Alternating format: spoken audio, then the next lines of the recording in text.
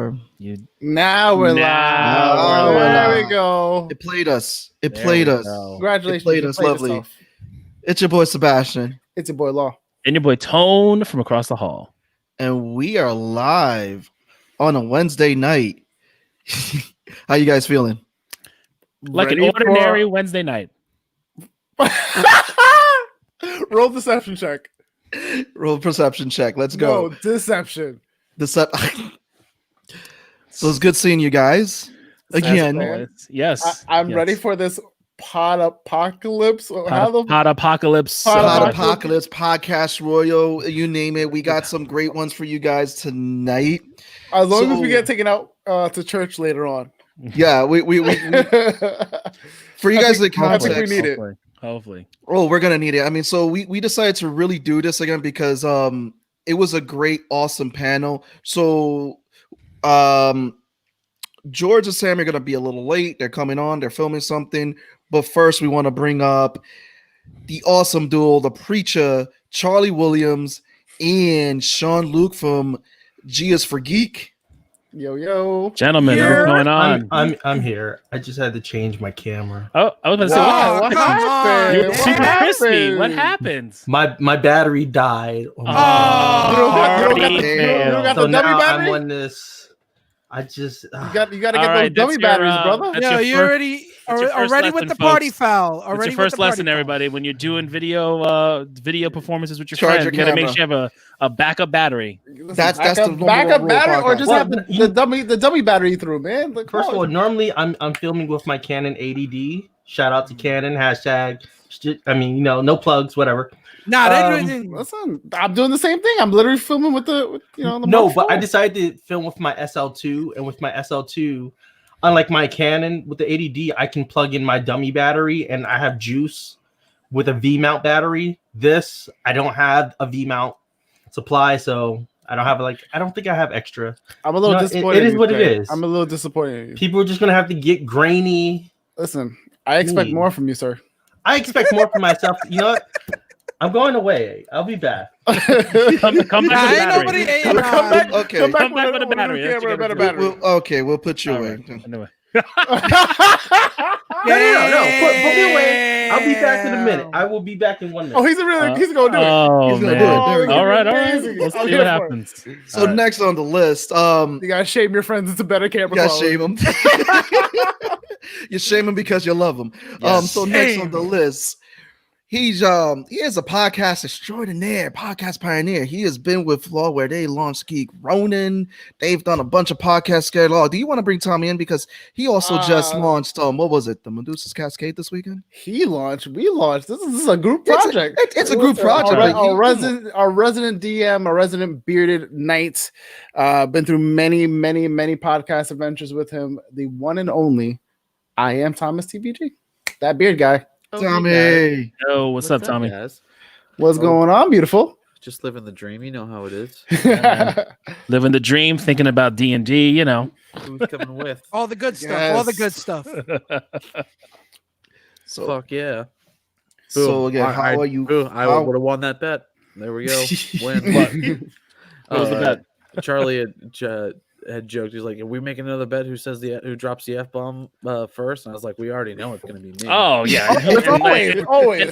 And who gives a shit? Yeah, right. We're live. Anything can happen live. To be fair, we're like, there's no hold bars. You don't get. This is the show that we get to just have fun with. Yeah, seriously. Yeah.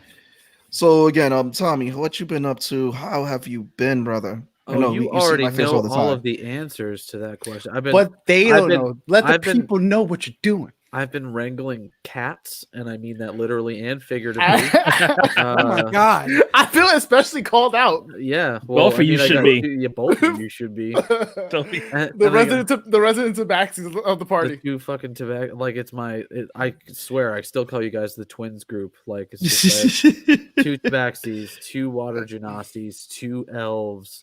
I have 3 rogues. I have 2 archers. I have 2 clerics. Yo, is this a party or is this like a freaking stadium-worthy football team? These are all. There's 9. There's 9 of us. But like we just happen to come in sets. They all made like Jesus. Yeah.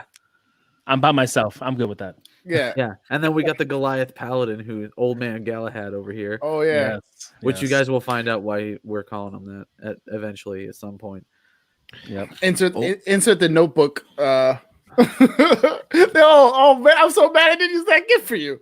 that would have been perfect. You're speaking of one of our clerics. What's up, Sirius? Or Talbus? There he goes. Or... What's up, old man? Old man. Wait. We already got one half. They're coming in right now. So we already got so as we're going on in introductions, everybody, we got one half coming in from the Catch the Craze team. Here comes George Medina. What's up, George? Whoa, I like that. I like that. Whoa, settle down. Jesus. The fuck you wearing the hat for? This is you went and you decided to go to the different green team, son? What is this? Hold on. This is a political statement. This is a subtle political statement for the state of Wisconsin. They won already. That's what this is. Okay. Okay. You know what I'm talking about?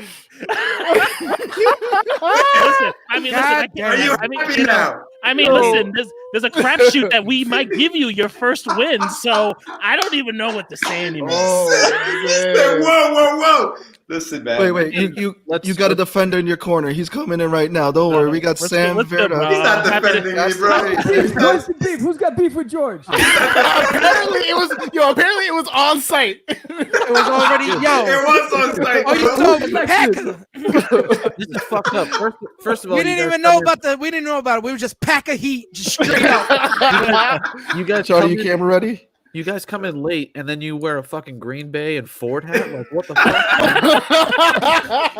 And we're over here talking about we're not trying to promote people. And we waited for you, like we waited for this. we waited for this bullshit.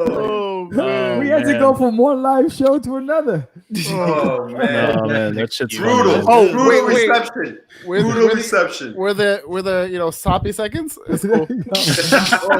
So what have you guys been up to since we all got together last time for the panel? What have you guys been up? Oh yeah, and congratulations, you guys got that Kickstarter funded, by the way. Yeah, man. Congratulations. That's what we've been up to. Thanks, man. Yeah, we've been up to that, man. The freaking Kickstarter. That thing was one of the hardest things, dude. Like, it was just crazy. Crazy. I have a folder with over 75 pieces of marketing collateral. It was like daily 2-3 posts on like 14 different social media platforms, just posting. Wow. From videos to I images. don't envy you 1 second. No, man, that's the grind, though, man. That's the grind. It shows. Absolutely, yeah. Fuck. Yeah. You put the work in, you get it right back. Yeah, we hustle. Yeah, man. So I will be waiting for my comic, not in the Bronx, but in Jersey now. Oh, well, Where soon everything's supposed to be legal. So I know. Welcome. Listen, everyone left me. Yeah, bro, they left you out there, man. It's all right. Wow. It's all right. You have a room somewhere. You can leave them. Come up to New England. Come up here. Damn. Just come up They here. try to get me. Listen, just go get the lobster. You do what you got to do, man. I can get Get the laughs. I can get you a job. I can get you a job easy. We'll Come figure on. some out. wait, is Charlie ready? Charlie, you ready? No? Oh. Okay. No. Yo, what is What's going on with Charlie? I'm back. See, now I feel better. Now I feel like That is. Now you feel Thank crystal you, thank clean, you. right? You know what? You know? I appreciate that love that you just showed for me inadvertently. By kicking him out multiple times because this is what he does to me. Wow. Well, Charlie said he had a treat. We'll talk about that treat in a few, but no. Yo, why do I wanted to feel like cover- Sean and Charlie be bringing up their beef every time? Like, It's an old married couple. Like What- we're what do you- there, and we got to pick sides. What are you talking about? I Selling just entered the room. Yeah, okay. And Now then as soon as you entered, Sean was like, "Oh, this motherfucker." You entered the room, Stone Cold Steve Austin glass broke, so we know what's going down. And Sean's like looking over his shoulder. No, but what have you guys been up to since we've all last got together at the pen? I know, Charlie, you've been hard at work with producing some videos. Sean, you've been pulling your hair. What you guys? Oh been yeah, up to? no, like this pandemic still has been killing me. Like, I give all the love and respect to Charlie over there because this man's been pulling out short films like nothing while we're trying to get stuff together for SFS. Charlie, you gotta tell us about Red. I've First of been all, loving this don't hype me up character. so much because I'm just working on stuff in the background. And second to that, what hair? There's no hair. There's no stress there. There's no stress. You Wait, hold on. See that hair right there? Dude, you got This dirt on goatee? your face. You got dirt on your face. You're 40 years old going through See that puberty. goatee? See that goatee of love? You're 40 and hitting puberty. That's what The you're. ladies love the goatee. Yeah. That's all I'm saying. Oh, it's the Latin lover coming out over here. Yep. I could grow a beard. And then Tom's Like I out here said, like, this was it's been 100 years with this beard. just for anyone who knows, this is 100% podcasting. It's picking on your friends. I like That's that. about 100 All picking the on your time. friends. All the time. Wait, no, 95% picking on your friends, 5% to trying to put a show together. But no, Charlie, 5% telling your co-host to watch Watchmen, and I'm done. listen. That whole scene that they were raining those squids at 50 miles per hour on top of people and everything. That scene was dope. Wait. Does that mean you've actually finished it? Where are you at? Like, for reference. Oh no, I finished it. I finished watching finally everybody. finished it? Everybody, I finished watching Oh My God, it took you long So enough. what did What's you up, what did John? you What's up, what did you John? think of it? What's up, John? it. What I thought of Watchmen again. So pretty much, we were all trying to find stuff to binge watch during this time of for the context. pandemic. For context, when Watchmen came out months ago, Yeah. we did an episode on it. We were like, yo, you need to watch it. He was like, bet.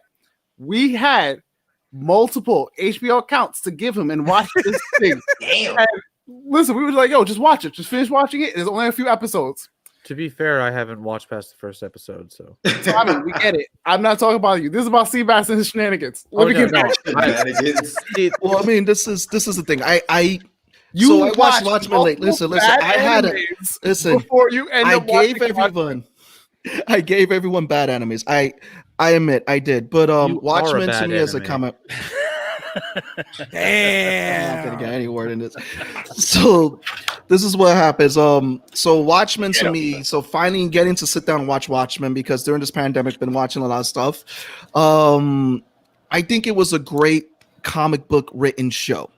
And it kind of showed that, comic books back in the day, like you saw X-Men and everything when they came out, it took a little bit of reality. And that's what Watchmen did for me. It took a lot from reality. It was a great love letter to, I felt, the comic books, a great sequel to the movie.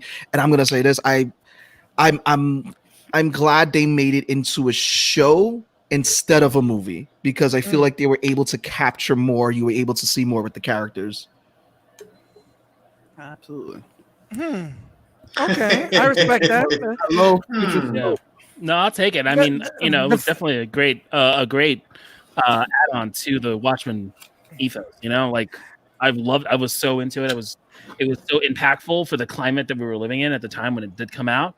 And it's just, like to Seabass's point, you can take something that's super old, super relevant at the time, during the Cold War and everything, and then kind of bring it now, have your own story, but still connect it. And I think Watchmen did that just perfectly. The creative team there, just knocked it out of the park.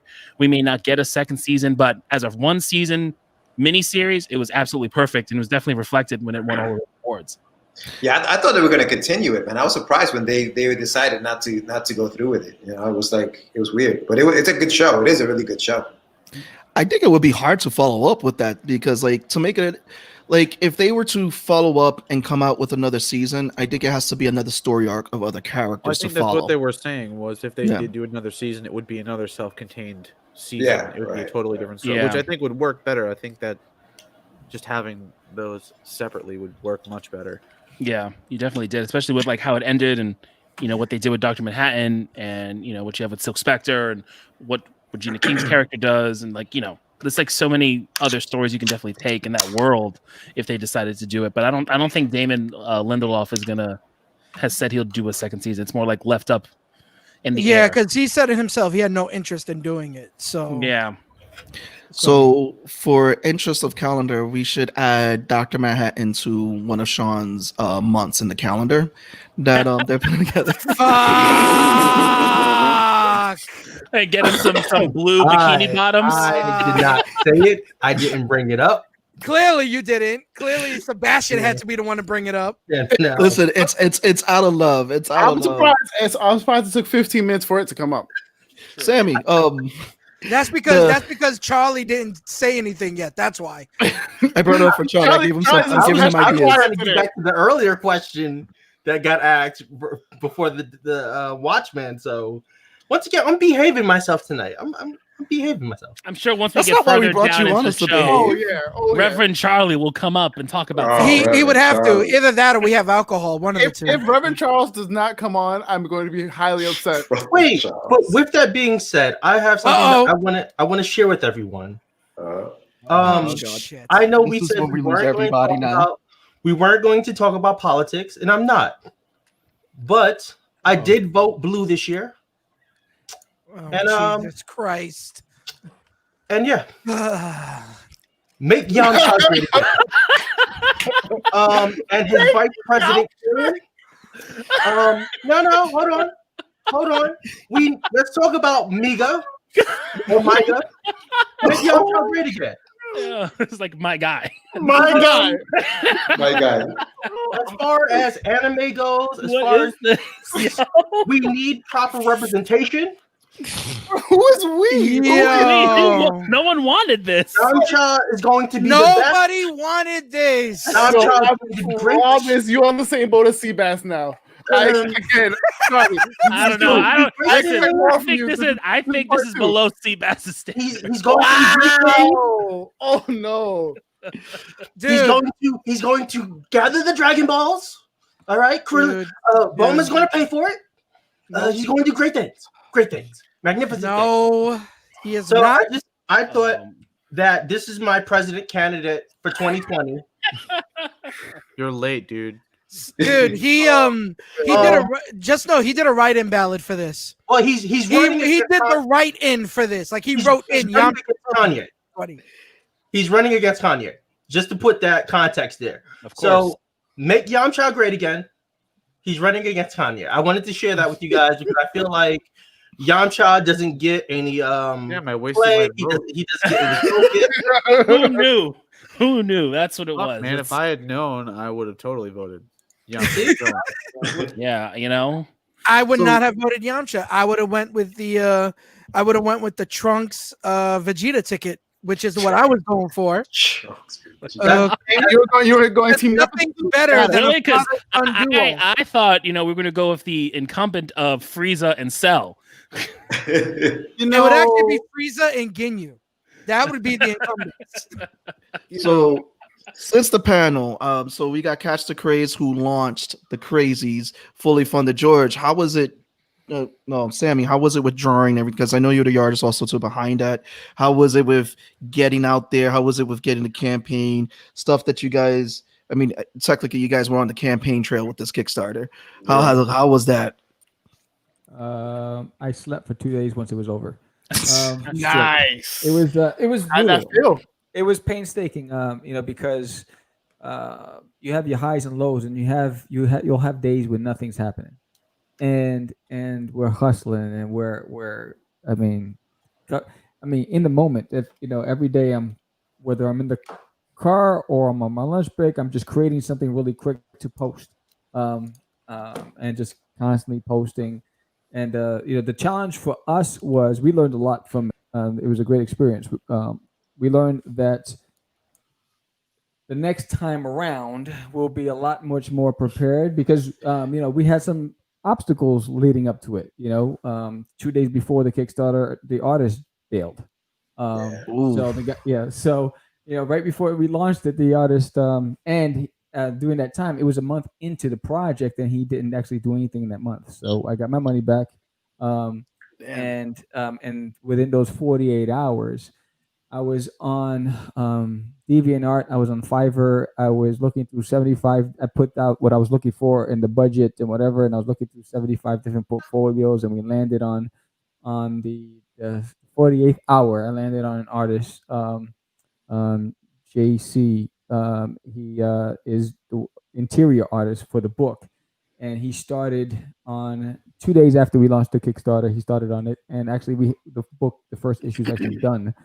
George is lettering it now, so we didn't actually have finished pages. So all the pages you saw were my art. I was doing the like pinups, and because we needed content.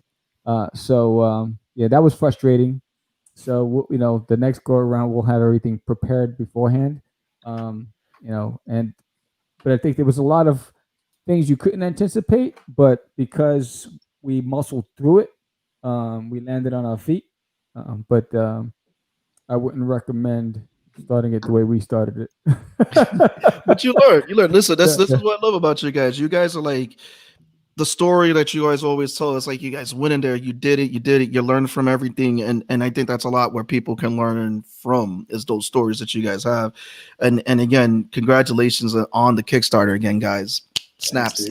And then this weekend, Tommy, again, for In Beyond Studios launched Cascade Chronicles. Launch anything. You went out there, you did it, bro. You sat there, the collateral damage. You listened to us and you edited it.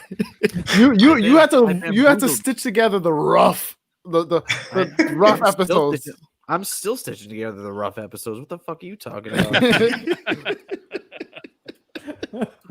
I wasn't listening to us again.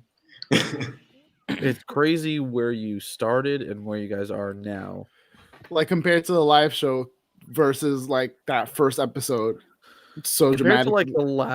Compared to the last episode to the first one, like currently, drastic difference. I mean, you guys at this time we've recorded 17 episodes, I think 18 there, but you guys are still going up. It's interesting. I'm waiting for you guys to actually be creative with all the awesome shit that I gave you. Still waiting on that, but we'll get there at some point. Maybe when we hit like 20 episodes, you guys will be like, oh yeah, I can use this for something other than killing things. Listen, we're a bunch of murder hobos, in case if anybody doesn't know that. We just want to go in there and murder. You're the murder hobo. Yeah, like I'm just a murder hobo. I want to go in there and murder things. You give me a weapon, tap, stab, point, kill people. That's it. If you roll high enough. Yeah, if you can hit it, but half the time it's a wrap. Like, it doesn't happen. So during this pandemic that we've all been locked up, getting into our White Claws and everything. Thank you, Tone, for putting me onto that. What have we all been doing for battery tasting water on our downtime? Disgusting. What have we been watching? It's the job done. Yes, Wait, it does. sorry, did you say White Claws? Yes. White Claws. That is so disrespectful. You just lost point. Charlie. Listen, you lost your. Oh! This kid. Yo! Gets the job done. Got too much power. I can't, man. They get the job done. I keep feeling like Kyver is literally just you. I respect you, and great choice in drink. What? Listen, I will openly say, as a person who's tried White Claw, that I unfortunately may have to take your Latino card away, okay? Because, that is just the whitest drink anyone has ever drank. Yo, I think this is Let me defend myself or nothing. Wow. No one man should have this much power. Listen. I was in a fraternity, so I've done all the white things, So. No, I was in it. Listen, when I was in college, I did all the white things too, so that's how I know. You had your card revoked by the pellets guy in here. No, so what's everybody's poison their poison this pandemic? Like, home, want to just relax. Like, what's your guys' poison? Go D&D. around the whole table. I mean, aside from D&D, we know that's everybody's poison right now. I smoke a lot of weed and smoke weed every day. I'll take this one. For me, just writing and learning 3 different parts of like lighting, video, or film and audio. So I've just kind of like dialed back again and was like, okay, I have an audio recorder. When's the last time I really sat down and learned my audio recorder? I'm walking around my house, just me with a boom mic in my hand, just recording sound, just to get more familiar with like, okay, comfortable with how the neighbors sound, don't you? Yeah, I do. I do. But I took on a video editing project. I actually got we did the live project for Wayward Raven. So I got to help with their Kickstarter video and put that together for them. Last minutes was working with Alex to put the words in there and everything. So he was letting me know, like, yeah, let's put it there. So this way I got more feel with the client. And it was a great step in towards learning something new, because most of the video editing, because I'm part of it, is we do a lot of the recordings for Nerds It Around, and when I help out the editor a little bit with taking away some of the video editing part due to all the post stuff and just learning going from there. And it was a fun process with going through the different scenes from the comic that they had put together, picking scenes out to really fit each and every note that was in the song that they chose. And it was just fun. And then also too got to finish up finally the last strip for them for Damn Heroes. So you'll see my fun art for it as a guest artist. Yay. Nice. It's been my pandemic business. Just Tommy. It's mainly been you guys trying to figure out how to fuck you up emotionally. More than you have been. You and Yun, man, have been destroying us.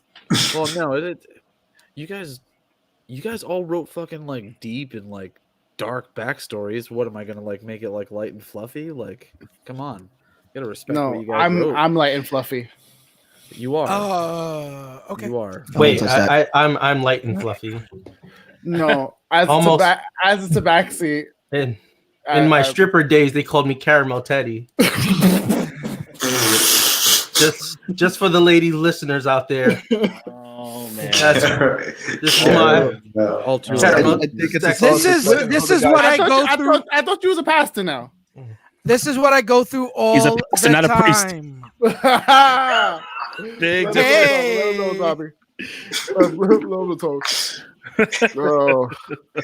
Oh shit. George, you being a fan of Saturday morning cartoons and everything, just like me. What have you been doing during this time? And all that? Dude, I just much like you guys, I just moved. Congrats. Congrats. Where you at? Oh, nice. But I moved in with the girlfriend for the first time, so that Hey, there you go. Nice. yeah. You got a closet as opposed to a drawer.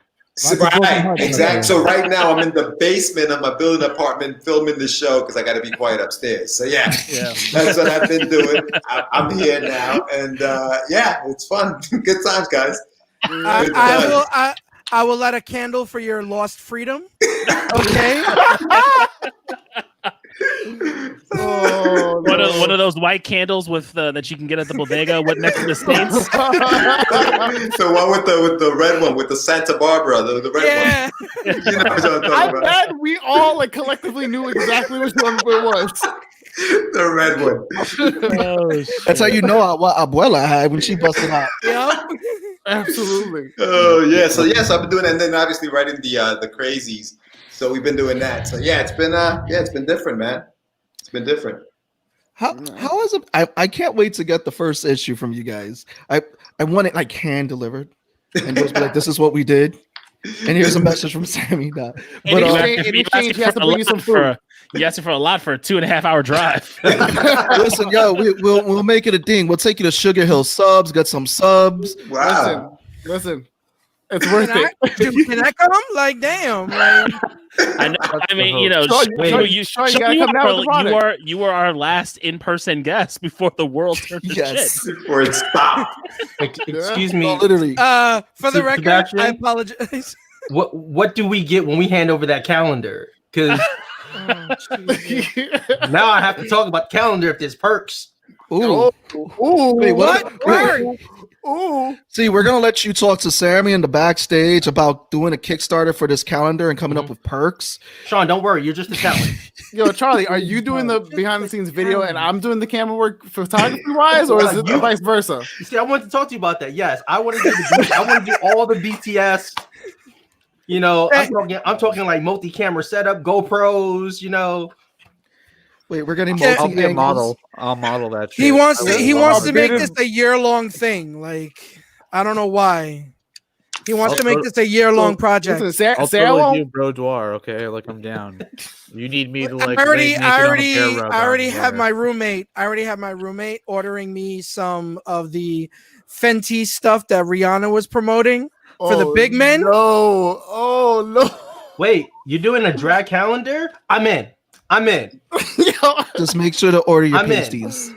If we're I already switching got- gears, if we're switching gears from cosplay to you doing pure drag, I'm putting money into this. It's not drag. It's not drag. This is male lingerie or male Oh, I nightwear. thought we were supporting the community because I'm about that life and I'm about supporting. And you, as a what are you, a bottom? Yeah, you're a bottom.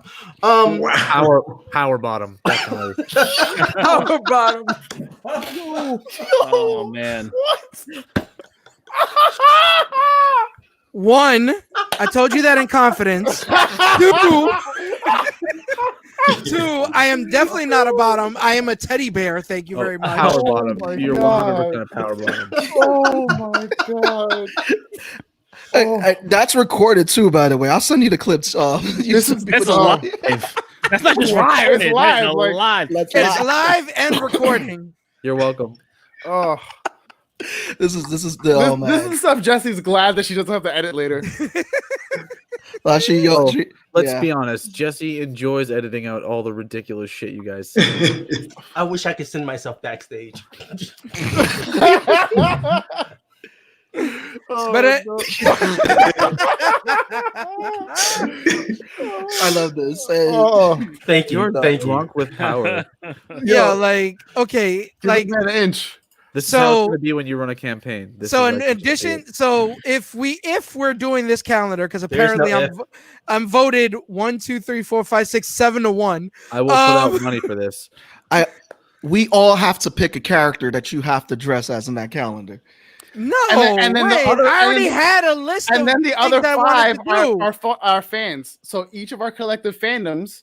I our already had a listeners list of things can- that I was going to can do for vote the in calendar. For those five, And your list those is five other useless spots. now. Wait, Your then list is if that's the case, my choice, I don't want it to be a character. I want it to be a theme. Ooh. I want it to be. I want for my theme. I want him to do an OnlyFans shot. But it's Wait, a wait. bunch of fans I gotta- around the room. I got No. a great A idea. bunch of fans around the We're room. not doing. No. An Fucking OnlyFans. So it would be that calendar page would look like if he was doing and promoting himself on an OnlyFans account. No, I got I got a good idea with this. So Sean doing this calendar. Well, Let's we have got him. this in Let's the next have calendar. him. Let's have him dress as a character from each one of our properties. We'll have him dress as Wonder Duck, one of the crazies. Wow. Have him dress as Kyver. Have him dress as How much do you think people would be pissed off if you started an OnlyFans page and every time they asked you for like pics, you just sent a picture of just fans because it's an OnlyFans page? I would do it. Listen, Or- I was planning to open up an OnlyFans only to show the behind the scenes stuff, right? Like pictures of me Sure. getting dressed and stuff like that, and Oh, really? things like that. Right, yeah. Sure. You know, just show the teddy bears some love. You know, there's a market out there for that. I know. Teddy bears. Power bottom. It's gonna be called. I'm just gonna call it Teddy Fans. It's that simple. Okay, just Teddy Fans. Okay. Yo, where are we at? I already- We're 30 minutes in, and this is the most off the rails podcast I've seen. For the record, This what I is- was planning to do, Do you not And remember Sebastian- the We the Geeks podcast? pretty Like, much. Oh yeah, for sure. Sebastian, sure. you know one of them because you've seen it already. Really equals ridiculous. Right? It's my Napa. Oh yeah, that's how I met you. Oh, right. Briefly, Okay, you dressed as okay. Napa. Right, and I'm gonna do a Napa while I'm stripping. Yo, George's face right now. And nobody gets the OnlyFans reference. He's got No- no, disapproving nobody- dad face. Like, I love you so, but I can't support this. Dr. Hugo Strange. Okay. I'm gonna be the Fire Lord. I'm gonna be a Fire Lord Genasi, based on my character in the D&D podcast that I'm doing. Right. Doing Beast. Right. And they would be literally all fur with blue makeup, all fur everywhere. right? And then I guess we'll do you guys things. Where's the You're gonna be a line furry. between like this being a running joke to like this was an actual real thing? I think the last time when I Like- spoke to Charlie, You put a lot of thought into that. and Sean was like, you know what? I There's just so it- much it's like- thought into that. it's Yeah, like it- Sean it gained developed some headway, Stockholm too. syndrome and was like, that's it. Ever since y'all mofos did this to me on the podcast panel, right? This became a serious y'all? conversation. Who is y'all? Literally everybody y'all. in this room and I've got another some person. ideas. I've got some ideas Sebastian, for you. I sent you a message, Sebastian. Can you check that real quick? There you go. All right. no. So That now was your that the message. talent, now that the talent is not in the room, the ideas, we're getting rid of those ideas. All right. They're terrible. I think They're that one- marketing, they're terrible. Let us know. Put us on. all of his characters should be based on things that we want to see him dressed up as. All right. We'll start with you, Sebastian. Go. I'll have him dress up as Kyver. Good. There you go. Love He it. just wants a furry cat. Good. Tone. Go ahead, Tone. Okay, so I guess we're going to the theme of D&D. He can just be dressed up as I would say a dragonborn barbarian. So no shirt, just Okay. just some leather. That's it. Pure nudes. We'll put mosaic on his crotch. Love it. Go ahead, Law. He said mosaic on his crotch.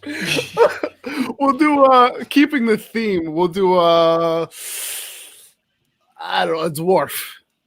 We'll have a full Ghibli costume. All right, we'll work with that. Sam. I'm not on with Dungeons and Dragons, but I'll just say Shrek. Yes.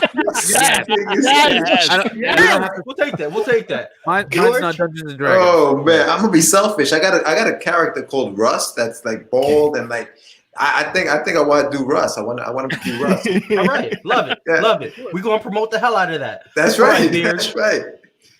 All right. Well, I think personally you should go as Lucy from Elfin Lead. Wow. That's a sweet. Where's my? You've blown my mind. There. You have blown my mind. Wow. For the record, I heard all that shit. You were supposed to. Yeah, just because you're backstage doesn't mean that you can't hear it. Yeah, that was Right. the the idea. idea. You That just was get the to idea. contribute. Right. Sometimes the talent just has to be the talent. Although Lucy from Elfin Lead, that's something right there. I mean, I look, wouldn't the mind ba- having. He gravitated. I wouldn't He's like, mind you know having. what? the bandages. I just want the bandages. Just wrap He's it. like, around Oh, you the don't want wrist. you don't want the half It's a helmet, relaxing. No, you got to have the You horn. gotta have that. the Yeah. whole helmet. Whole thing, whole shebang. So I want because we're getting lost in Sean's calendar because we're gonna keep coming back to that. It's gonna be the running joke all night. That's it. But it gets me thinking, like, for people who've created characters, whether it be in comics and everything, how would you guys feel if you saw one of your characters cosplayed by someone? And George, I'm gonna start with you because you went with Russ. How would you feel if you saw one of your characters at a show or someone took a picture and they cosplayed that character that you created? Dude, I'd be ecstatic. I'd be like, dude, how the hell did you, because that's the dream, right? To have your character just walking around a convention, people taking pictures of it, and then just tagging you in it. Yeah, I'd be freaking all for it, dude. Sammy? The crazy man afro with the bell bottoms. I'm hoping to see that at a Comic-Con. I'm just saying. I'm looking at law. You gotta pull that off. You gotta do the crazy man.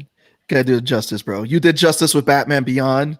You brought one of I'm Thomas' not- characters to life. Listen, I'm not, I don't cosplay anymore, but we'll see what happens. You won't, but you're not saying you won't come out of retirement. Apparently, This was a profession? according to Yeah, some Law is a people, former professional cosplayer. according to some Career in people- cosplay? according to some people, I never retired. I just took a very long break. Yo, when I met Law, it was at my first Symbion Con, and George, you were there. Yeah, Law was I the don't recognize you. I was dressed. Law was the I was dressed Batman as Beyond Sith Lord. Batman Beyond Sith Lord that Yun did, Really? and that wasn't even my full costume because I forgot like 3 pieces of it because I was too busy fucking trying to organize the show at the time. But yeah. I was like, yeah, I'll help Hutch run the show.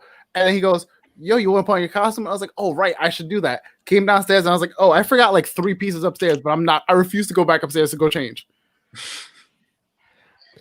Tommy, you had that on it because Law cosplayed one of your characters for one of your old properties, but now that the Dungeons and Dragons has launched with being a DM, how would you feel if you saw someone cosplay one of those Dungeons and Dragon characters that you got to DM for, or even like if someone cosplayed Moon? I'd want to hug him. Like that's just come here. Let the bear get his paws on you and just. That's all I would want. Like the closest I think we got was that's my us wanting to goal. do. Wasn't the closest we got was us wanting to do for this New York Comic Con? We were going to do You Can't Be Serious. We're going to do our versions of us. Yeah, we were gonna cosplay ourselves and our web from our comic. But yeah, that didn't happen. Oh well. Oh but well. Still, it would just like that's the goal for me. Is like if I can get fan art and cosplay of the things that we create, I'm sold. I don't even need to make money on it. Just like boom, I'm there. Hit it. And there's a method to my madness with this question because I'm saving Sean for last. Charlie, how would you feel because you created a character in your short films right now that we get to see in Sketchfed called Red? How would you feel if, like, someone took a picture and they cosplayed as that character? Like, what would be the overall feeling for you? Not if they cosplayed, and I keep thinking about this because this would be crazy. If I was at a con and somebody walked up and they had a puppet version of Red. That would be a puppet version. Yeah, because that'd be awesome. Like I don't know what it is. I really do like puppets, and I think like puppets are like just very old school. But I think if somebody came up and they were just doing a puppet and they were talking in the same Red verse voice, like Eddie, I'd be like, oh, that is fucking awesome right there. I cursed. I'm sorry. Yay! We've been doing it all day. Fuck. Captain America language. Now, Sean. I just want to say, is it possible that you like puppets because you like shoving stuff up people's butts? Wow, we just went there. Coming from the power bottom, that means nothing. In confidence, sir. And like what I told you in confidence? Okay. Yo, talk about. I thought so when we originally had the Catch the Craze crew on our show, we thought they were an old married couple. Like the way y'all go back and forth. Like y'all had your moments of like back and forth. Like, what? Yo, no, these two need to see Maury. Yo, or see Dr. Phil or something. Y'all need some TV personality help. So for 25 cents a day, we can send these two to couples therapy. To Sebastian, with my whole entire short series is actually based on my comic strip, The Things I Don't Talk About. So even though right now I'm doing a lot of solo shooting, me and Sean are actually talking in the background because I kind of need to step more in front of the camera. Sean's going to be directing a little bit more. But Sean is actually a character in my universe as well, where technically he plays himself, but he's not himself. I'm still like trying to define like the name of that character, but my entire universe is about personas. It started out with one person who is a comic strip artist, kind of like I think John from Garfield was a comic strip artist, and the whole premise is like he has these inner personas that get manifested into the real world, and I'd leave it up to the audience to determine if they are real or if they're just we're looking at his mind in that sense. And I've always liked that idea of what if we had characters that represented ourselves. It's not that we're crazy. It's not that we just have these personas. And originally in 2006, 2007, it started with me doing this painting, this oil and canvas painting that got lost, with me wearing a red scarf. And the scarf in that series represented the idea of like personal feelings, emotions, things that we carry with us, things that we haven't let go. And as I progressed from like oil and painting to just doing my own personal comic strip to now working towards short films, I'm kind of that character keeps like appearing in this universe. So I'm always going to have a character that has a scarf around their neck. That is always symbolic with the idea of this is you. And I want people to think about, okay, what does that scarf represent? What does this character personally represent? So we'll talk about characters because I like that you went into that with the representation and everything with talking what that represents. It shows because we want to do a show about character creation. So I'll get into a question with that, and I want to jump into Sammy because Sammy created a character called the Crazy Man. So what was the whole thing that you went around with creating the Crazy Man? Let everybody know like what was your process, your idea, and everything when you went down with that. I got tired of talking to myself, and it's George knows me. I have a lot of shit in his head, right? So the Crazy Man is my alter ego, and it just started off as a skit that I was doing on the show, and it was called Stop Acting Up, and it was me talking to that voice, and that voice was this off the wall, free spirited, goofy dude who was in disco mode, and it started there, and it just evolved and it was actually that was the influence into the Crazies, where I was catching the crazy. So, um, you know, and that's when we started telling our story. It's wanting to take over the world and be the number one podcaster and all this other stuff, and then the alter ego is the one that's going to help us get there. So the Crazy Man was just an extension of myself, being able to act on because I work in a serious environment all the time, and I'm always serious. And for me, I'm always busy, but that's where I get to play and be goofy. And the Crazy Man is that goofy side of me, and then he just had a life of his own. And then when I sat down drinking whiskey, that was the influence, and that's where the Crazies manifested. And it was about, all right, how do I take this that was a skit and give him life? And so his personality. So he's just full of life, gullible, aspirational, um, uh, wants to see the best in people. So he's always getting let down, and which is what happens with us, right? He's trying to do his best, but because of that, he's blinded by the reality of what he's actually doing until it's too late.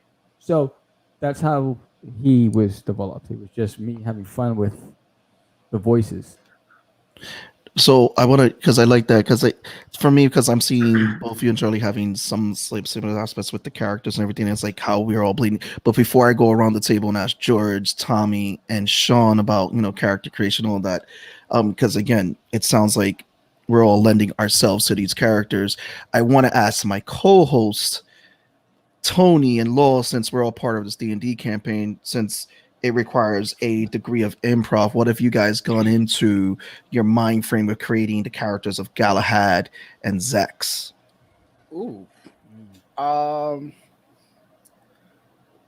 would say for Zex, Tommy brought up a really good point, really super early in the campaign, where he said your first character is typically the closest character to you, where like it's more like you in personality and just mannerisms and how you act and how you deal with situations.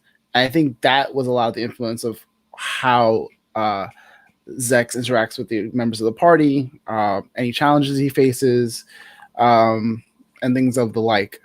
So getting in his headspace is really just versions of myself, either in how I am now, or versions of myself like growing up to where I am now, and how I like dealt with those things. So Zex is a lot like me in many ways.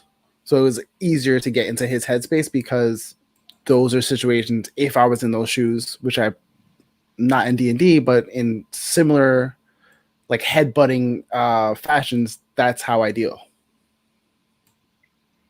Tony?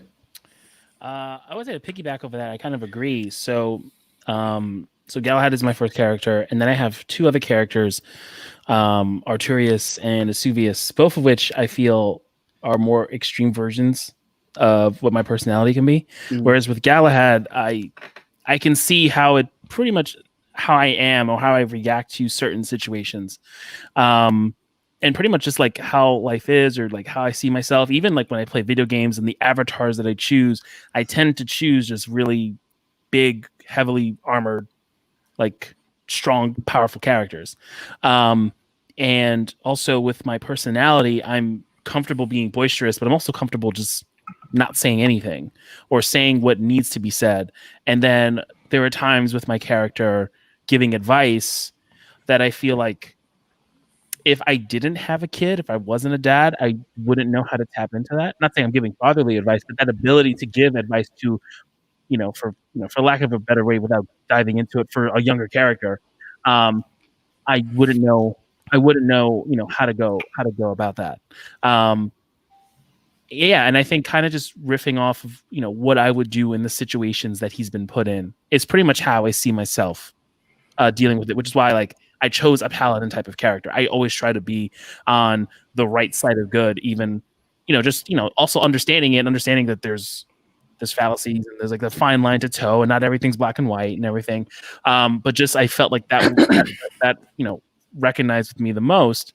But what also was interesting is that because he's a paladin, he's very heavily into his religion. And though religion is not a big identifier for me, I grew up with it because of, I went to Catholic school for all my life. And so I have this vast knowledge of Catholicism, I just have. So it's interesting playing this character who's really heavy into his belief system for the God that he believes in. Whereas me personally, I don't have that type of belief system, but it just seems very natural for me to kind of just tap into it when I need to. So it's been really interesting. It's been a lot of fun too.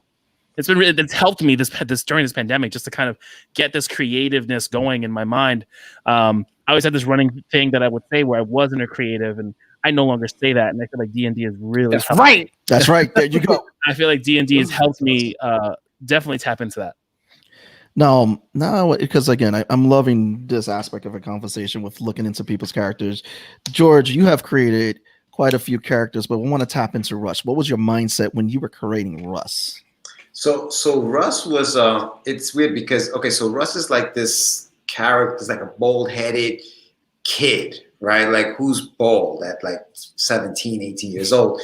But I did it purposely. He was born deformed. That's his whole background, right? His mom had a serum injected into her that caused him to be born this way.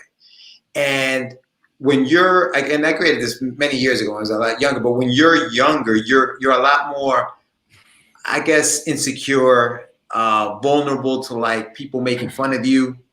And here comes this kid who looks very different, but he's strong as hell, right? He's got telekinetic abilities. He can move things with his head.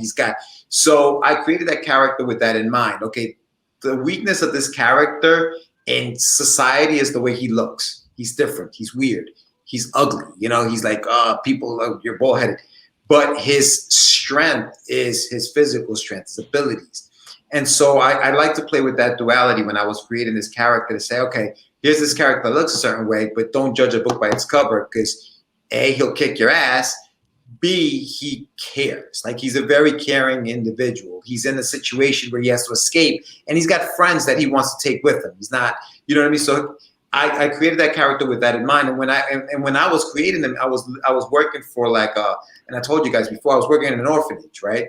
Where these kids have no chance of getting out of there because they don't have parents. They feel like nobody loves them. So that was what I wanted to inject into that character, throw in the conspiracy theories and all that other stuff, and make it this the story about a kid who's trying to escape a world that, and the funny thing is, he's going into a world that's going to treat him even more different when he gets out. You know what I mean? So playing with that, I'm a huge fan. My favorite book is Mary Shelley's Frankenstein, right? And the idea of this doctor creating this character and it being a monster, and now he wants to get rid of him, but the monster's dude, why don't you love me? You created me, And I love that idea. So that's where this character, he's almost like my Frankenstein, you know what I mean? And yeah, so that's pretty much where Russ comes from, and that's the story that I gave him. Now once that arc is done, it's about what happens to him in the real world, and that's the next level of the story that's being told. So that's what I was thinking when I was creating that character. Tommy, you have the journeyman who's been giving us all I have 7. too many. You have too many, but I wanted to get specifically with the Journeyman because I just love this creation of this character. So what was the mindset that you went in when you were going deep diving into creating this character for the Without D&D giving us campaign? spoilers. Yeah, no spoilers, but what was the mindset that you had going into building this character? I can't say anything if I'm not going to do spoilers. Like that's like the whole mindset is the whole what the character is. So,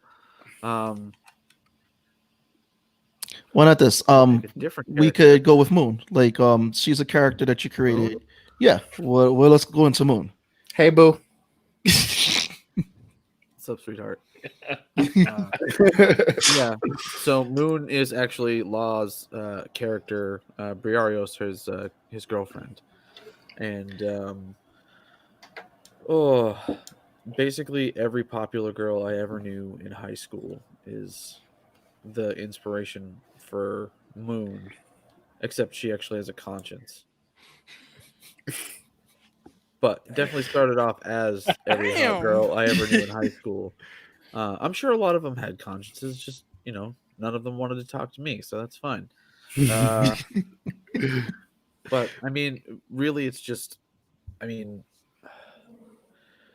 like what went into her mindset. It was really just telling. It was Moon was for a one shot, so it was like I want to play an elf warlock, and I just built an elf warlock, and I like to talk shit a lot, so I made her charisma heavy because that's what warlocks do. They're charisma heavy, and I like to talk shit. So if I can talk shit and roll high and get away with a bunch of stuff, then I'm sure as fuck gonna do it.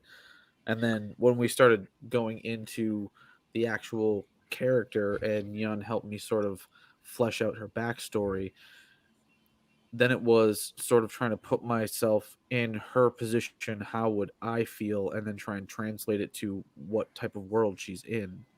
But a lot of it is pretty much my thoughts and feelings on certain things, but with trying to be respectful in the fact that I'm not a woman and I don't necessarily know how these things feel, but this is my what I can equate, how much I can connect to what her type of issues are, and trying to see it from a different perspective than my own. Whether I'm successful or not, I have no fucking idea. I'm probably not that successful, but I'm trying, and that's really, it's just with any character that I make, it's what are their motivations and why are they doing these things, and that will dictate everything about them. It doesn't matter what they are, what do they want to do and why are they doing it will dictate how they look, how they act, how they talk to different people. It may, depending on the rest of the extenuating circumstances, may alter it a little bit, but it's what are they doing, what do they want to do, and why are they doing it, and everything else just sort of falls into place, at least for me. Tommy, as someone who's created a character like Odin and then has created multiple NPCs and player characters and just characters in general, is it easier to flesh out characters in a D&D universe because you're bouncing back and forth between people in real time? You feel like? Well, I mean, for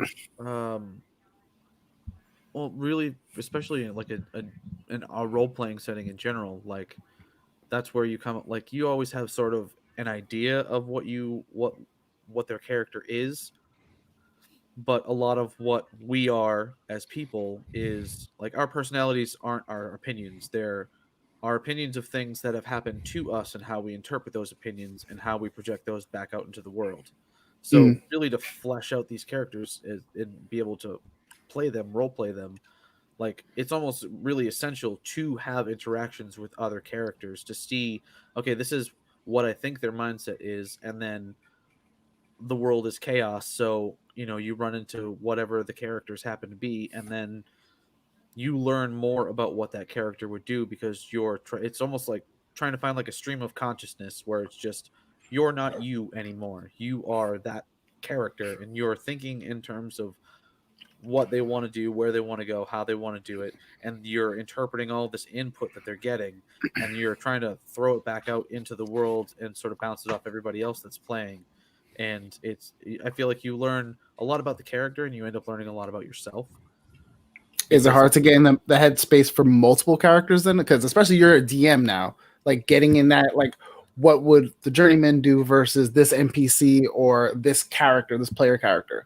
For Well, instance. again, it comes down to motivation. Like, what are their motivations? What is their skill set? You know, what is their end goal? And you can sort of, it's just picking 3 or 4 different like keywords, like driven and snarky and industrious. That can dictate how a character will interact. Like I say, an NPC will interact with the rest of the party. If you just have those 3 personality traits, then it's a little bit easier to sort of just go into that. But with like NPCs or like side characters, if you're writing like a straight story, you want to have some motivation, but you don't want to have too much where you're like focusing too much on this side character. And I mean, sometimes you'll get the players that want to fucking bring back an NPC that they killed for no good goddamn reason. But that's beside the point. But really, it's like, I feel like role playing especially has helped me figure out motivations for characters and what they would do and why they would do these things. And it's sort of changed my perspective on writing for different voices. But I feel like everyone's process is different. So, I mean, I can't say that the same for everybody else here, but that's me. We have Sean Luke up, but after we're done with Sean Luke, I want to do something different with everybody. That would be kind of dope. We lost Charlie, but he'll come back. But I want to do. Wait, did Charlie remove himself, or his battery probably ran out again? The battery died again. But after we're done with Sean, I want to open up since this is a podcast royal. So Sean, everyone knows that. Well, for those who don't know, you are also a retired indie wrestler. And when it comes to wrestling, you have to create a persona.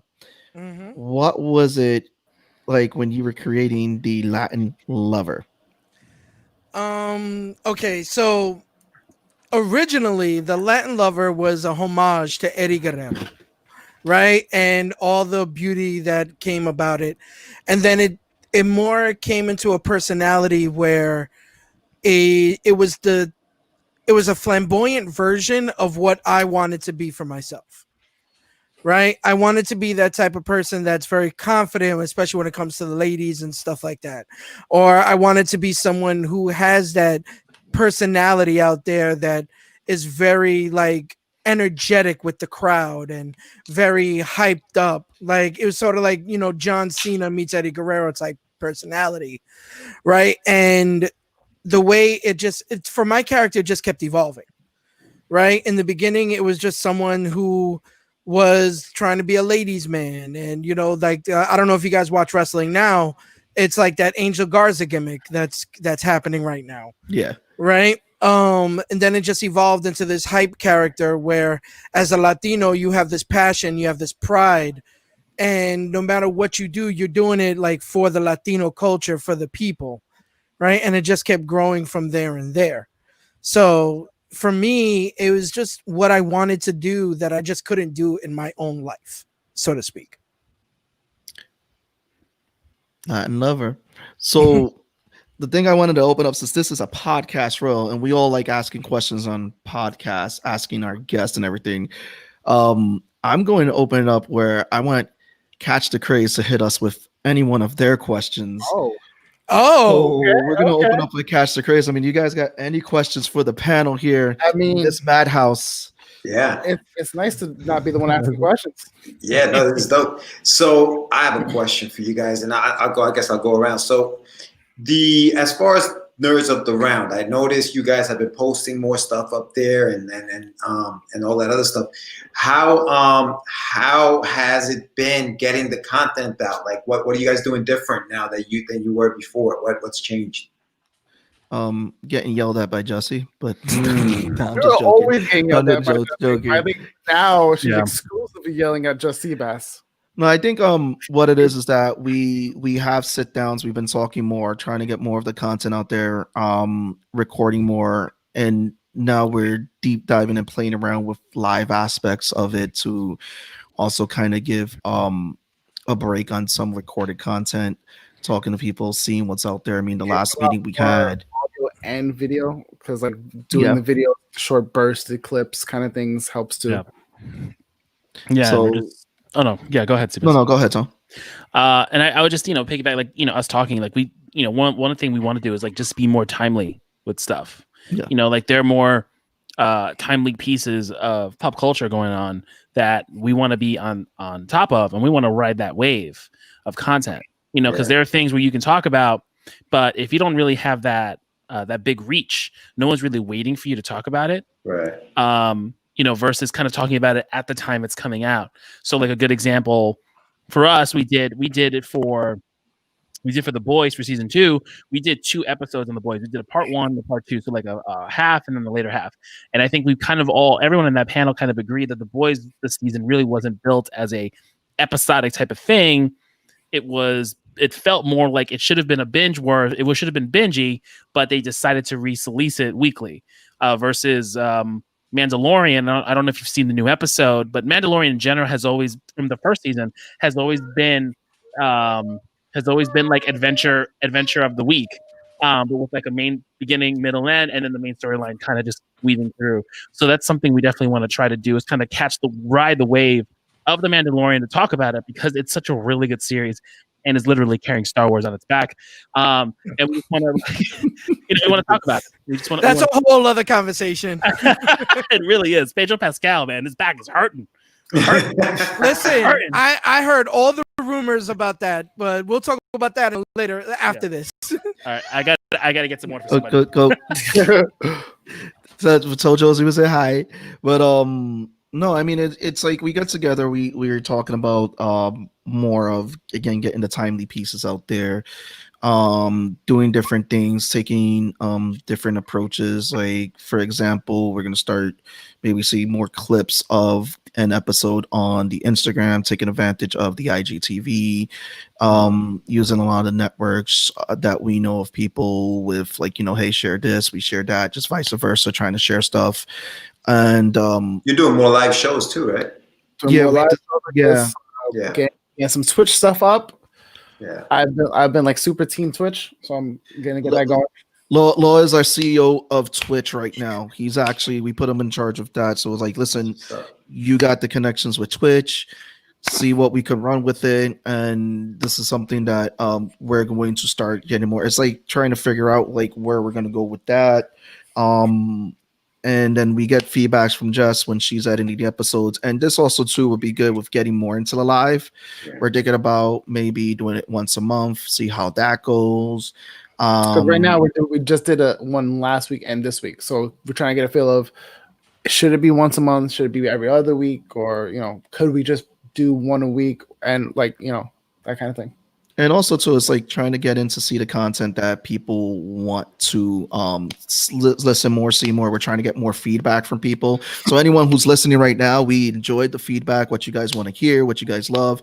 We're trying to get into the whole point of people sharing more of the content, and just going on from there. So see what works, what doesn't work. And we're talking with Tommy the other day. We've asked him, what are some things that we could do different?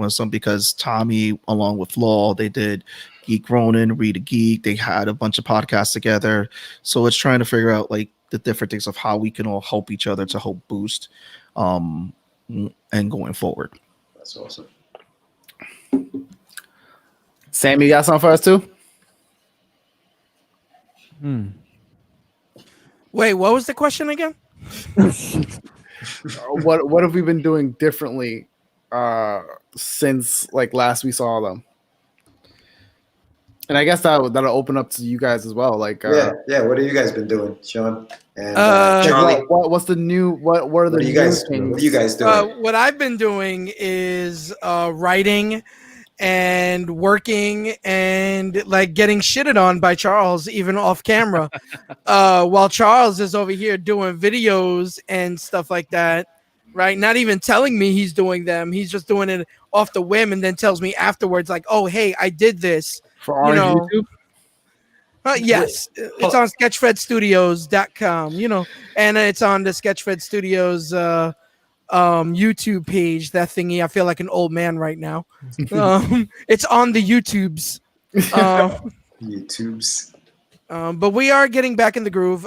For me, because work has been so demanding since I work in the education field, and everything has just been ever evolving in that field right now, even more so now because they're changing up the rules again.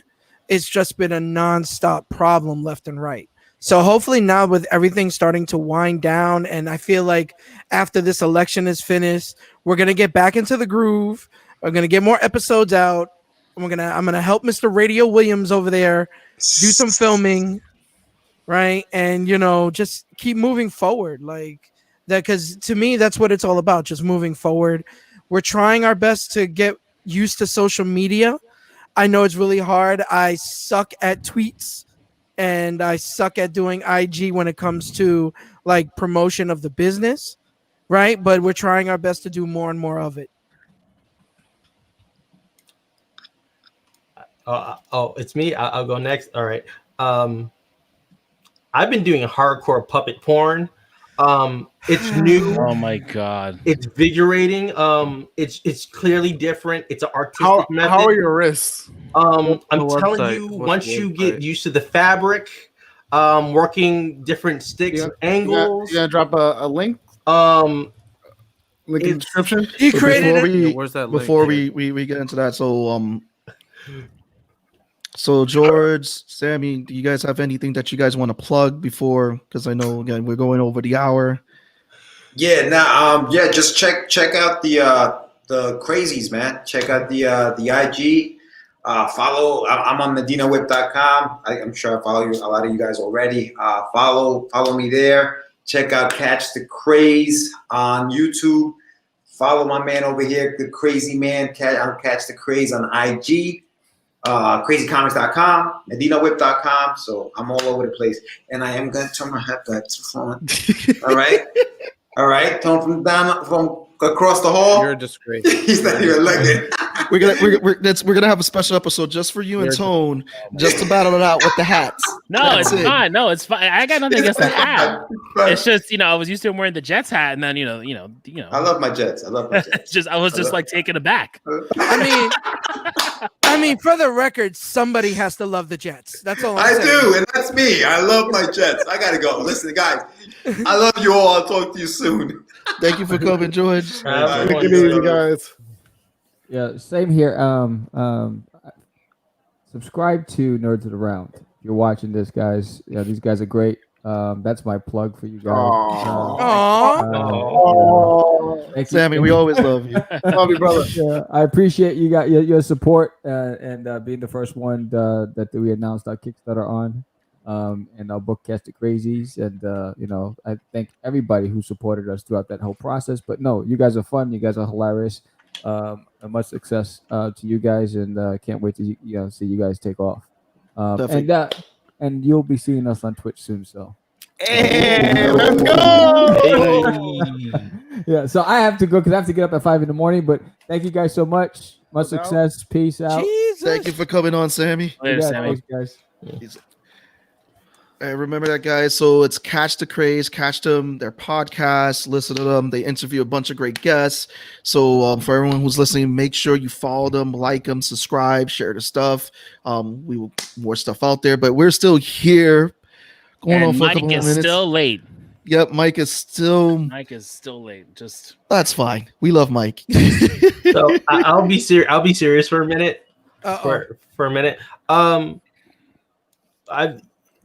This is going to relate to everything. So to Sean's point, like I don't really reach out to be like, hey Sean, I'm filming something. What happens is my depression kicks in. At the same time, my creativity kicks in. And it's a weird roller coaster. It's kind of like feeling doom and gloom, and then I'm like, let's be creative right now.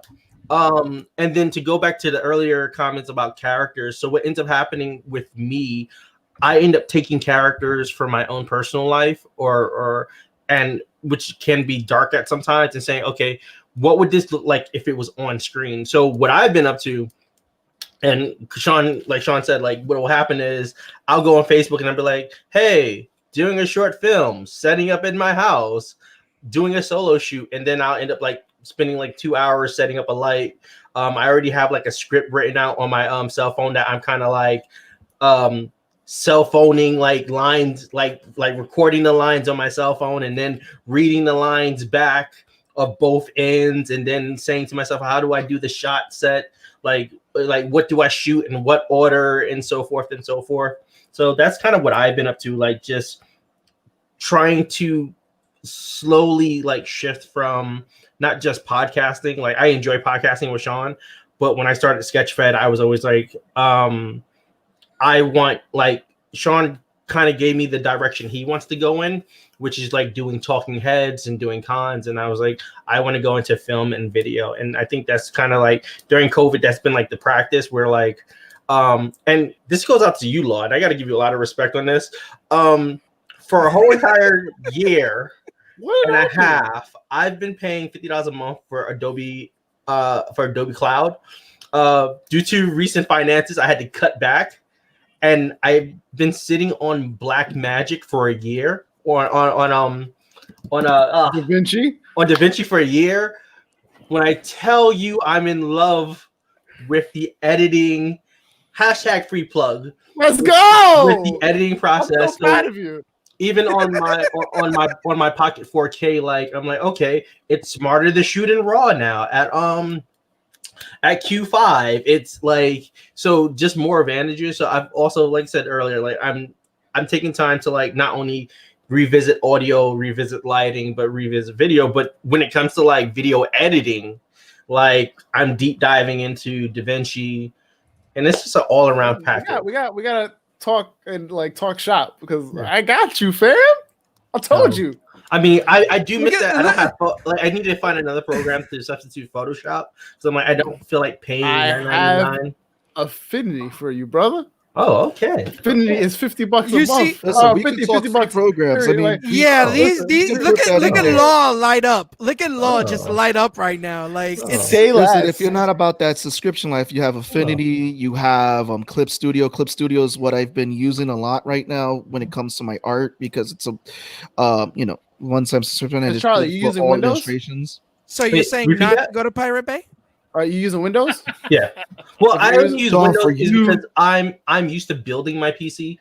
And I've said this in the past, like with me, I love building PCs, and I love having something that I can game with and I can do video editing. So my PC is built out for me. I have no respect for people who game on Mac. I just what the hell? If you game on Mac, kill yourself. Wow. First of all, takes. That was a joke. I don't game on Mac. I don't game on Mac, but I have a Mac just in case my other laptop fails. So what is the problem? I have a console. I have the Xbox and I have the PS4, but I have Steam on my Mac just for like the random games that I can play with my friends on Steam. Okay. So I want to open this up, since we open up and Catch the Craze before they ask everyone question. I want to go to the question master himself. Tommy, do you have any questions for any of us? Any burning questions? How am I the question master? I mean, you can do a 6 degrees. There you go. No. I wasn't prepared for this. All right, sign up for this. Hold on, you want me to get my dice? We could do a DM session real quick. Well, dude, if you want to go, I will fucking veto your whole party. I'm surprised that none of us are playing Among Us right now for charity. Yeah, right? I mean, we could. All right, I'll give you a question for each one of you. If you could have any superpower, any superpower at all, what would it be and why? We'll start with Sebastian, and we'll just go around the horn. Oh, damn, me? Yep. Put me on the spot early? Fuck. Sebastian's going to say manifestation of alcohol. I would say healing factor. And the reason why is because American healthcare is too goddamn expensive. Okay, so you take American healthcare out of it. You're now in, I don't know, the European Union. So you're in Canada. Scandinavia? Are you in Scandinavia now? Oh, you're in Canada. So now the same question. I'm still gonna go with the healing factor. I don't know, man, because I feel like I'm gonna need it some point. I would say immortality, but that's gonna suck in a way sometime down the line. Well, to be fair, if you have that healing factor, you're essentially gonna be immortal. So yeah. But I'm gonna age slow. I'm eventually gonna die someday. Will you? But though? I'll be Yeah. able to. I'll Yeah. be able to recover from eating all the nachos I want. That's not. That's not how that goes. healing- Or But the okay. or the 7-Eleven rotating hot dogs. Healing There you factor. Healing factor doesn't equal metabolism. You're just gonna be like a 500-pound fucking. With a healing Hunter. factor. So Yeah, Tolkien with healing elf. factor. Yeah. The fattest Tolkien elf you've ever seen in your entire life. Hey, let's not fat shame elves. Oh, we can fat shame. There's no. elves. You don't have to fat shame elves because they We don't only, Right. we only fat, You don't- we only you don't fat see shame fat. dwarves, You don't see and fat Sean is in the room. Wow, really? All right, Really? La, what would yours be? Mine would be the ability, I don't know if any of you watched Alphas when it was still a thing, It was a good but show. but the character Kat had an ability to replicate things after she saw them. It was at the cost of her short-term memory. So every 6 months, essentially, she forgot everything prior, but her body still retains like what she saw. So if she watched someone do a whole gymnastics routine, her body would still remember and recall that. So Taskmaster? Essentially, yeah, more or less. Yeah. I like Nice. that. Sean. For me, just points quite simply, just teleportation. Being able to teleport anywhere, whether I see it or not. You know, I don't want that Nightcrawler defect where he has to see everything in order to teleport Would into it it. be teleportation or instant transmission? I think it's more so instant transmission to go anywhere, anytime. You understand? Because one, I'm always late to shit, and two, you know, it helps. I mean, you can argue just You grab realize you super would speed. probably be more late with teleportation. You'd be like, I can just get there in like 5 seconds. Like I don't even really need to worry about that. True. And the other thing is, I would get is probably maybe like if I can't do, I just use, like you said, just super speed, being able to have the speed force. Just because apparently, if you have the speed force, you get automatic abs. Who knew, right? I mean, you can, but your metabolism is like stupid crazy. You're Well, yeah, you got to consume at least consuming- 10,000 calories a day, which is fine with me because I eat anyway. You came in here eating. What are you talking about? Exactly. Yeah. Radio. I have no jokes. No jokes. Radio. What you got? Miracle. Just give me your answer. Then. Thank you for calling me radio. Nobody calls me that anymore. It's only because it's on screen. Mine is a petty power. As a hefty dude who wants to lose weight, I think the best superpower is the ability to transfer your pain and your exhaustion to someone else. So if I'm in the gym and I'm working out and I want to like really push my body to a limit that my body's like, hey, we can't run that far or we can't lift that much, I can transfer that feeling and pain to somebody else's body. But would your body still have the repercussions from it though? No. Wow, you really want Okay. to torture Because people. I was gonna say like Like the you know, soreness and everything. you can, like mentally fatigue, like you'll put on someone else. The physical pain you'll put on someone else. But in order for your body to be built and like go stronger, you'd have to like tear yourself down minusculely. So in But if you comic can book transfer the theory, pain- we're not going to question how that works. we just going to give you what the power is. We're not getting to the biology of it all. It's just the power, and that's how it works. We're going to give you the power, That's and we're just fair. going to leave it at that. Listen, I do a different version of the game with Dave, where he's like, you pick a power, and the person after you picks your weakness, and it's way worse. Oh, Oh, What would the weakness to that be then? what would the? You'd cramp easily. Yeah, you would lose muscular. You would gain muscular atrophy, basically. Yeah. Oh well. You're throwing all your sick gains onto other people. Yeah, pretty much. Yeah. All right, Tone, what would you take? Oh, geez. I've always been a fan of the super highly intelligent like heroes and villains, like Lex Luthor's and Thanos's and Doctor Doom's and that ability to use your mind to just another level, the ability to feel like there isn't anything that can stop you, and that type of dedication, that inhuman dedication to do anything, or that motivation to do anything. It doesn't matter. It doesn't matter the amount of time or the work you got to put into it. But you'll do it. So like, there's nothing in your path that you can't do without like figuring it out. And I always find that power always like interesting. I mean, I know it's like not usually their main powers, like it's usually super strength or something, or just being a rich Caucasian. That's white privilege. To but, be fair, white privilege doesn't get you a lot. I mean, it gets you some things, but not a lot of things. I still get harassed by cops, just not as badly. That's all. The power to get a good credit score. Oh no! Power to get a bank loan. Are you fucking no? I can't get either of those. Or another one I always liked was like being able to learn like and knowing every language in the world. That's okay. That would be mine. Knowing how to read, write, speak, and understand any language. Asking for nachos in any language. Just ultimate communication to anybody. Yeah. For sure. So I have a question for the group then, and this goes back to character creation. Where do you like when you're creating your characters versus your stories? What's the darkest place that you find yourself pulling from, or what? I don't want to say dark. I don't want to limit it to darkest place, but where do you normally pull from, and how deep do you go until you realize you're going too deep? Damn. For me, I guess I could go recently with Kyver because in a recent episode that we did, I was going into a deep dark place with the character. Like I've always thought about going into a really deep dark place. Because when people first meet the character, he's like, "Oh, he's this fucking asshole. I can't stand this fucking character. He's an asshole. He's an asshole." Still like that.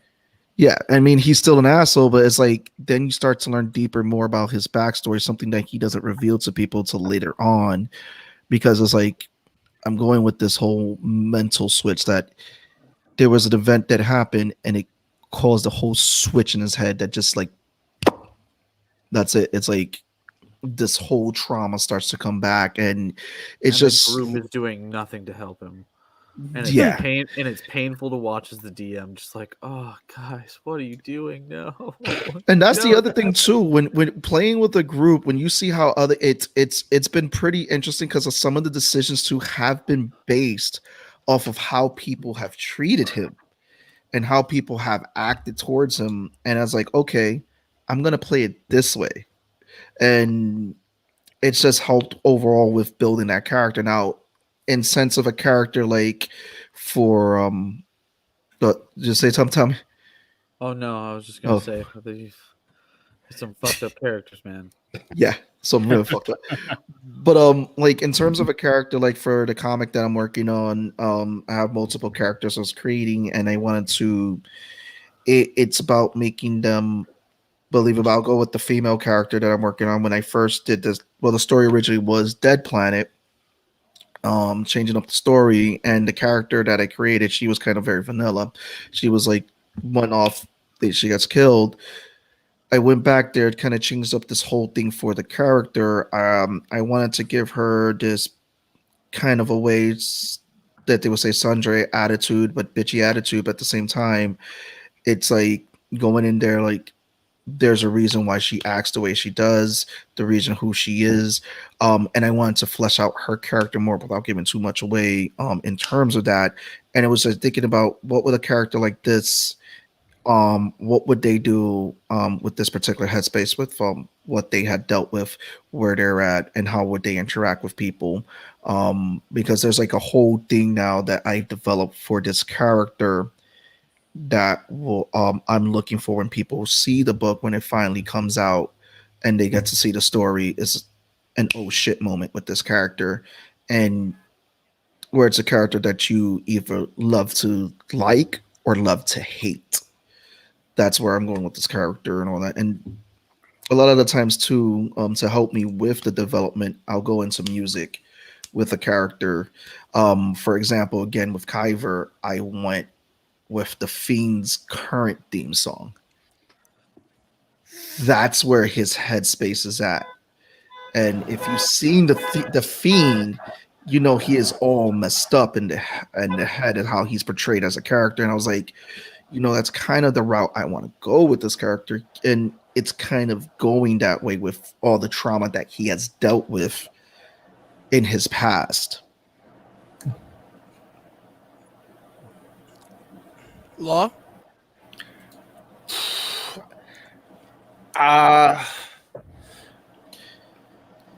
I've pulled from many sources over the years, from, you know, when I used to write poetry, short stories, whether they be, you know, dark or light, you know, hard kind of places.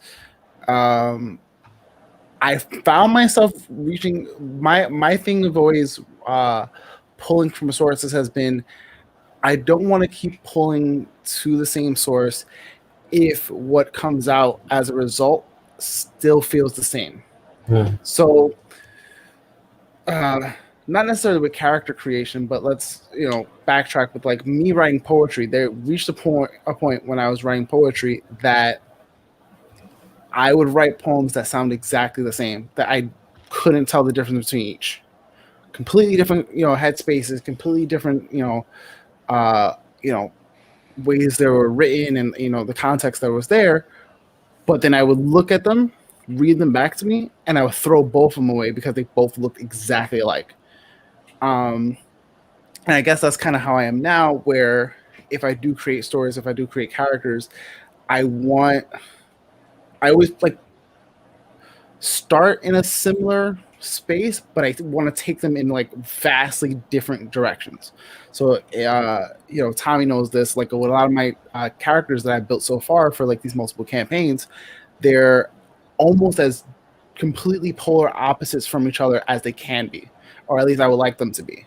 You know, I do have, you know, one character that's slightly darker than the other, then one who's like completely tragically messed up, and then, you know, now I finally have my good, lighthearted, like I'm hoping just precious cinnamon roll of a kid. And, you know, I've pulled from sources like, you know, where, you know, you pull from what you know, what your experience, and what you're, you know, what you're going through. And it's really just a matter for, I would say for me, knowing that like you're still trying to tell a story.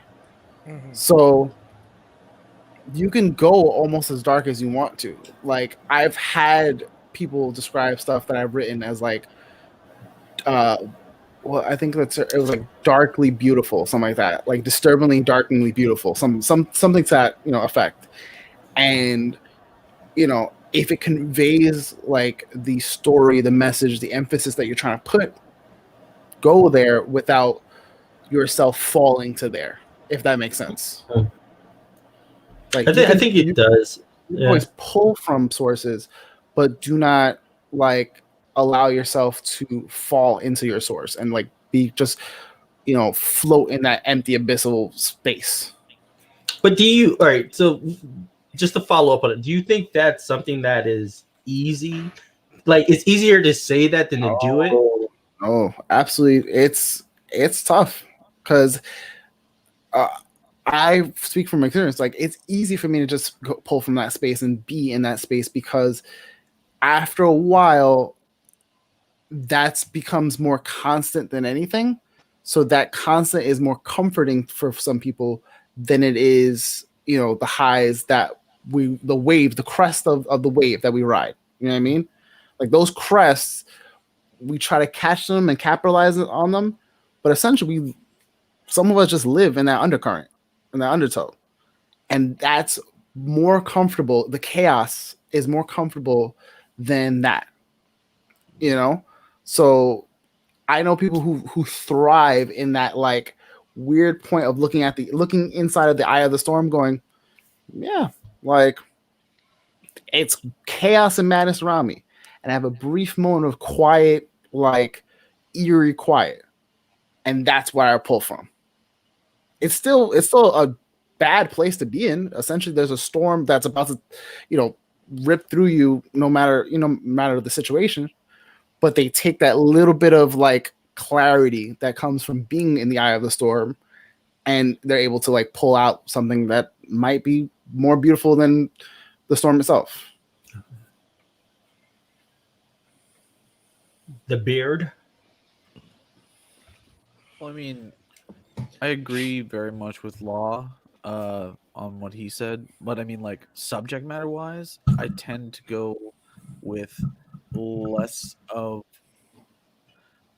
like, especially with backgrounds and that sort of deal. I try to go, as kind of fucked up as this sounds, I try to go less with a violent past and more with like emotional abuse type deal, like neglect and that sort, like something that, you know, because I feel like there's, I don't know why, like I know, like one of my characters was in an emotionally, like my character Meander that I play in a separate campaign, he was married to an emotionally abusive woman, and that's sort of why he pieced out on everything, part of a rich noble family in the whole 9 yards, and was just, and his whole boisterous, like self-confident front is really just like a big shield because he's fucking terrified of everything, because he doesn't believe that he's worth anything, and doesn't believe that he can do the things that he wants to do, and like, not to say that it's I feel like there's more of a array of things that you can pull upon with more emotional damage than physical damage, because physical damage is one thing, is one thing, and it can definitely affect you. There is a mental aspect to it as well, but like usually the dark place that I try to pull from is the shit, like the wounds that you can't see, something that can be hidden, something that can be put a front up, and like you really have to crack that outer shell to like get into the cinnamon roll that character probably really is. But you gotta get through all the bravado and all that bullshit. But like pulling from that is like, basically, I agree, it's like sitting in the middle of the eye of the storm. Like they're basically just waiting for the other shoe to drop. They know that this can't last. It's not going to last. I'm gonna say something or do something that's gonna fucking ostracize me from this group, and I'm gonna be alone again. I don't want to do that. And you're just basically just waiting for shit to happen. And that's usually where I pull. If we're going the darker route, that's usually where I pull from, is, you know, just that the wound, the shit that you can't see is always the worst ones, in my opinion. Tone. So, this is all new to me, you know. So creating a character or something, kind of just taking something and going with it. So it really just kind of comes with what I'm dealing with. So one of the things that Galahad deals with, and I feel like it kind of just happened organically. So there's an instance in the campaign where he's talking to someone and kind of feeling like he hasn't done anything, or he hasn't done enough, or he hasn't done something to prove himself. And wow, it Before was. you go any further, can I just say that was like probably one of the best role playing things that we did. You and I, that was one of my favorite parts of those sessions. Like I was waiting to like go back to you. So I just okay, cool. And it kind of, you know, it rung true to the character, because at that moment he hasn't, especially in his journey in becoming a paladin. But it also rung true to me because it feels like that is something I consistently deal with internally. A feeling like I haven't done enough. I'm 31 and I haven't done enough. I'm 31. I haven't done what I need to do to take care of my wife and my kids. And at this time, we were still living in our old house, you know, before we even, you know, got the lease to this place.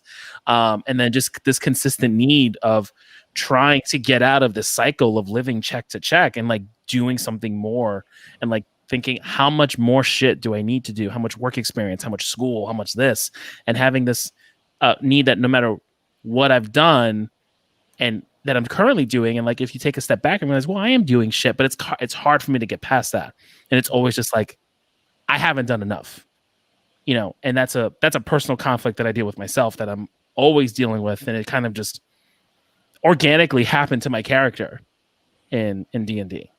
Okay. D&T therapy sessions, man. Like I we think are, we learned so much from these role play sessions. I think more so because we are a group of friends and colleagues that work with each other, know each other, love each other. But like now we're actively playing versions of ourselves with the company and crew that we keep on mostly a daily basis. So it's even more bizarre because now you have to like pull yourself back while maintaining like that whole like in-depth experience.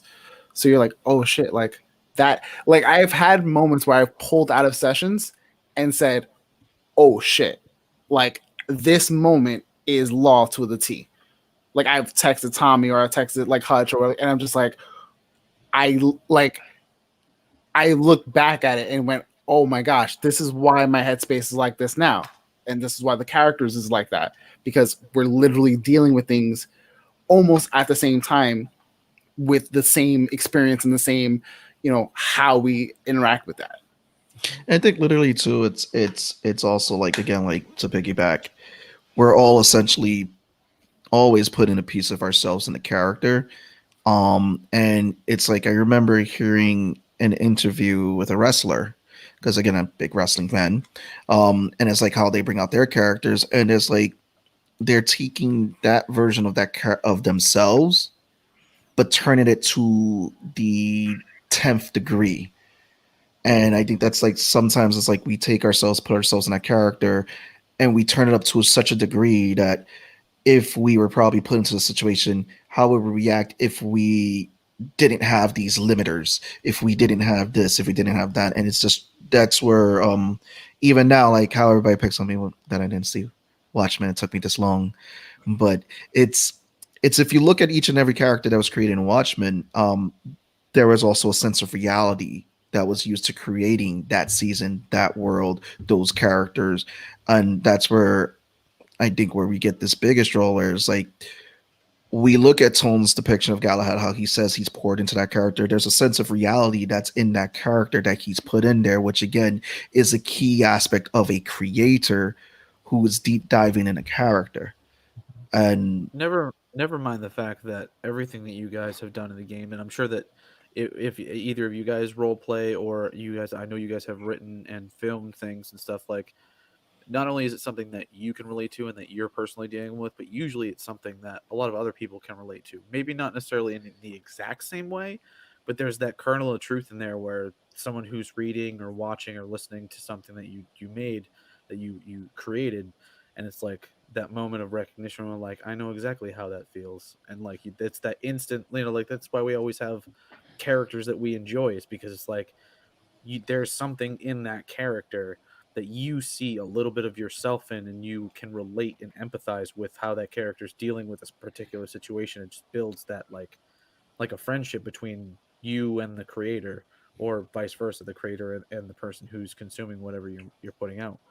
there's also too, it's what you've done, Charlie, with Red, Mr. Radio Williams, is like this. You've created looking at the sketches that you've created and everything, there's just this sense that's there of like what people have gone through and everything, and you're capturing this moment, these modes of what this conversation, like some people have had those inner conversations with themselves, and that's what it looks like. It's like this guy is having a conversation with a version of himself, a version in his head, and it's like it felt like you went deep to create this character. And again, it goes with that with all character creation, because I've seen everyone who's sitting on this panel, I've seen them create some awesome characters, bring them to life and everything. And it just, that makes me a big fan of everybody's work that's done here. And it's always exciting to be a part of those moments, especially like if it's role playing or a story that someone wrote,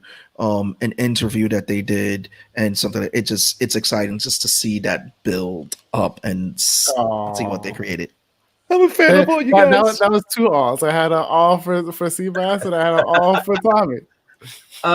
So Sean, even with you, like I know like you D&D, but also with wrestling, and I know like with people being like creative artistically, like there's tons of media. Like even with you, like how do you like and this, I guess, this is a good question as far as like wrestling characters as well. Like, do you ever find yourself when you were wrestling that you created a character, but that character was a manifestation of, it just came from a place that you just found yourself like, okay, this is the persona, but I have to make sure that it stays a persona and I don't go from being Bruce Wayne who becomes Batman. I end up being Batman that has to remember that he's Bruce Wayne. So you can't take the persona home with you. So in wrestling, luckily for me, that's never been a problem. Because when I was always the Latin lover, I was always that person that's larger than life. And I know in real life, I'm definitely not that. Okay. When I speak to it, that is definitely the truth. Because even when I speak to a girl, I get real shy. Right. But meanwhile, as the Latin lover, I would go up to a woman and literally just 2 seconds away from making out with the chick. Right. And it's, to me, when you create a persona that is larger than life, even though it's a manifestation, in my case, of my insecurity and what I would want to be in my world, right? That's when I decide, okay, this is what I wish I could do. And that's how the character was created. It's the same thing for my D&D character, Levicius, right? When I do my dope name. Thank you. So Levicius is a fire genasi, and the story behind that is, he is from an outside land, and he's trying to get into this tournament with all these other different people and characters and whatnot. And he's actually, and hopefully it's not too much of a spoiler because we're still running the show. He's actually hiding who he really is. Okay, he plays off this fake accent. Okay, and this whole accent that he plays off is fake, just so people don't. Please tell me it's like a suburban white guy. No, it's actually. It's amazing. No, what I actually do is a mixture, if you will, of like Russian Rican. So it's very Russian, but also Latino at the same time. You know, it's sort of like Kyver's like haphazard, terrible Scottish accent. Nothing is that bad. Nothing is that bad. All his characters have that haphazardly Scottish. I've only had two characters, except for the one that we shall not name. Yeah. So I would say this And without that's pure getting Reggie into Man Savage. there's that character, and then every other character is trying to do a voice, but there's like 15 different sources of it, like of where it's influenced from. It's essentially the source material poll for Batman vs Superman. Like too many sources and no sense of direction. I did a Scottish accent for one shot, and it was light. It was terrible. And it was terrible, and I don't care. But I love Listen, my friends, you need to relax because I was just focusing on like the letters and how they were sounding versus going off on a whim. Like Tone gave the conscious effort. Like I applauded him for it, and I loved his effort. No one said it was gonna be perfect. I wasn't trying to. I was creating a accent for Kyver. That's all they wanted was doing. it to be perfect. Just like so, like he's had like 4 different accents in the first 5 episodes. Mm-hmm. The worst part is that this accent is totally like fake, even though I use it throughout all the episodes. Right, and only like if you hear it once or twice, you'll hear the real New York accent just come out, right? Because my character is really like in New York. He's from an outside town called Brooklannis. Okay. Wow. What? Wow. Brooklannis. Yes, Brooklannis. Well. So. Good night, everybody. Yo, Charlie, what do you know about this? He knows nothing. He knows nothing. Does he come from Clan Nuts? I've been staying away from D&D because I feel like D&D is a rabbit hole. It would be a rabbit. I feel it is a rabbit. We're gonna get him. It is a rabbit hole. This is my third set of dice that I have. Third, okay? You're on third. That's because I just started this shit. Tone is running his mustache like my friend. Baby boy, this ain't even like a peak of my whole collection. What are you doing right now? Baby boy. Moving to where we moved to, one of the biggest selling points that Tone helped me out with was when he took us to the tabletop store. You have a tabletop store 5 minutes away. Oh, shizballs. 16. So Sorry. I'm just going to share this real quick. If I get into D&D this week, I promise you, in 2 months, I'm going to be cosplaying and LARPing. Okay. Do it. Do it. I promise you. I still want to LARP. And I don't know. it's- I want to LARP. Where's I the just want to complaint? beat someone with a foam sword. I don't really care what I'm else. going happens. to be cosplaying and LARPing. Like you be like, when people talk, they'll be like, "Hey, what are you doing this weekend?" "Oh, I'm busy this weekend. I'm upstate New York. I'm a part of the LARPing community." Like, so I still have to this finish- time rabbit I still have to holes. finish the sword from my character. I need One of my to know characters if has the there's sword that's sitting LARPing. in my room right now. I need to know if there's LARPing in Central Park. That's all I'm saying. Right. Yes and no. You know, I'll film that. You guys create your own types of swords, and we can draft the whole story and film that as a fan project. I basically repurposed what was going to be a medieval Batman cosplay. By the way, I'm sorry, Lo. I apologize. I just had to add that this foam sword right here is about this much taller than Jesse. That's all I have to ask. But yeah, Sexy. All right. Damn shame. All right, sexy. we're gonna get Charlie into this for sure. We got to get him at least into LARPing. I don't know if Play we a get him bard. into D&D because Play a bard, Yeah. Charlie. Charlie, you have to play a bard. What I was going to say is actually with listening to Sean, if all of us are ever at a Comic-Con and we're filming Geektopians, I think what would be a great project is if we plug Sean up to like wireless headsets, have him be the Latin lover and hit on people, and we Feed him lines. pitch him lines. We pitch Oh, so him lines. we're doing Impractical Joker status. Oh, It's yeah. gonna be- I will be his announcer, and we can have. Ladies and gentlemen, no, I can't do it right now. Ladies and gentlemen, boys and girls, children of all ages. But Sebastian, There you go. Yes. I played a glamour bard that was a fucking he was the hype man for a luchador monk. Nice. His name was Nacho. So I guess my last question will be about character identity. So with my original series was called Me, Myself, I, and the Monkey. Yeah, the things There's a giggity in there. things I don't talk about. All right.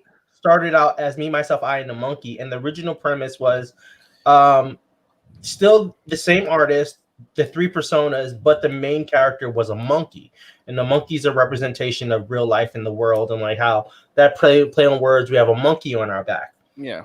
When I changed it to things I don't talk about, because I was like, as an African American artist, I don't want to focus on the idea of monkey because Right. I think it might get like the wrong perception. As far as the character Red goes, and things I don't talk about, Red is actually a character named Chuck. And Chuck in that series is the persona of like emotions, like emotional, like he's like the emotional side of Sam, who's the artist. In this series, the shorts that we're doing, which is called is it things I don't I forgot. I'm trying to remember what the names of what the series is. Stranger to Myself.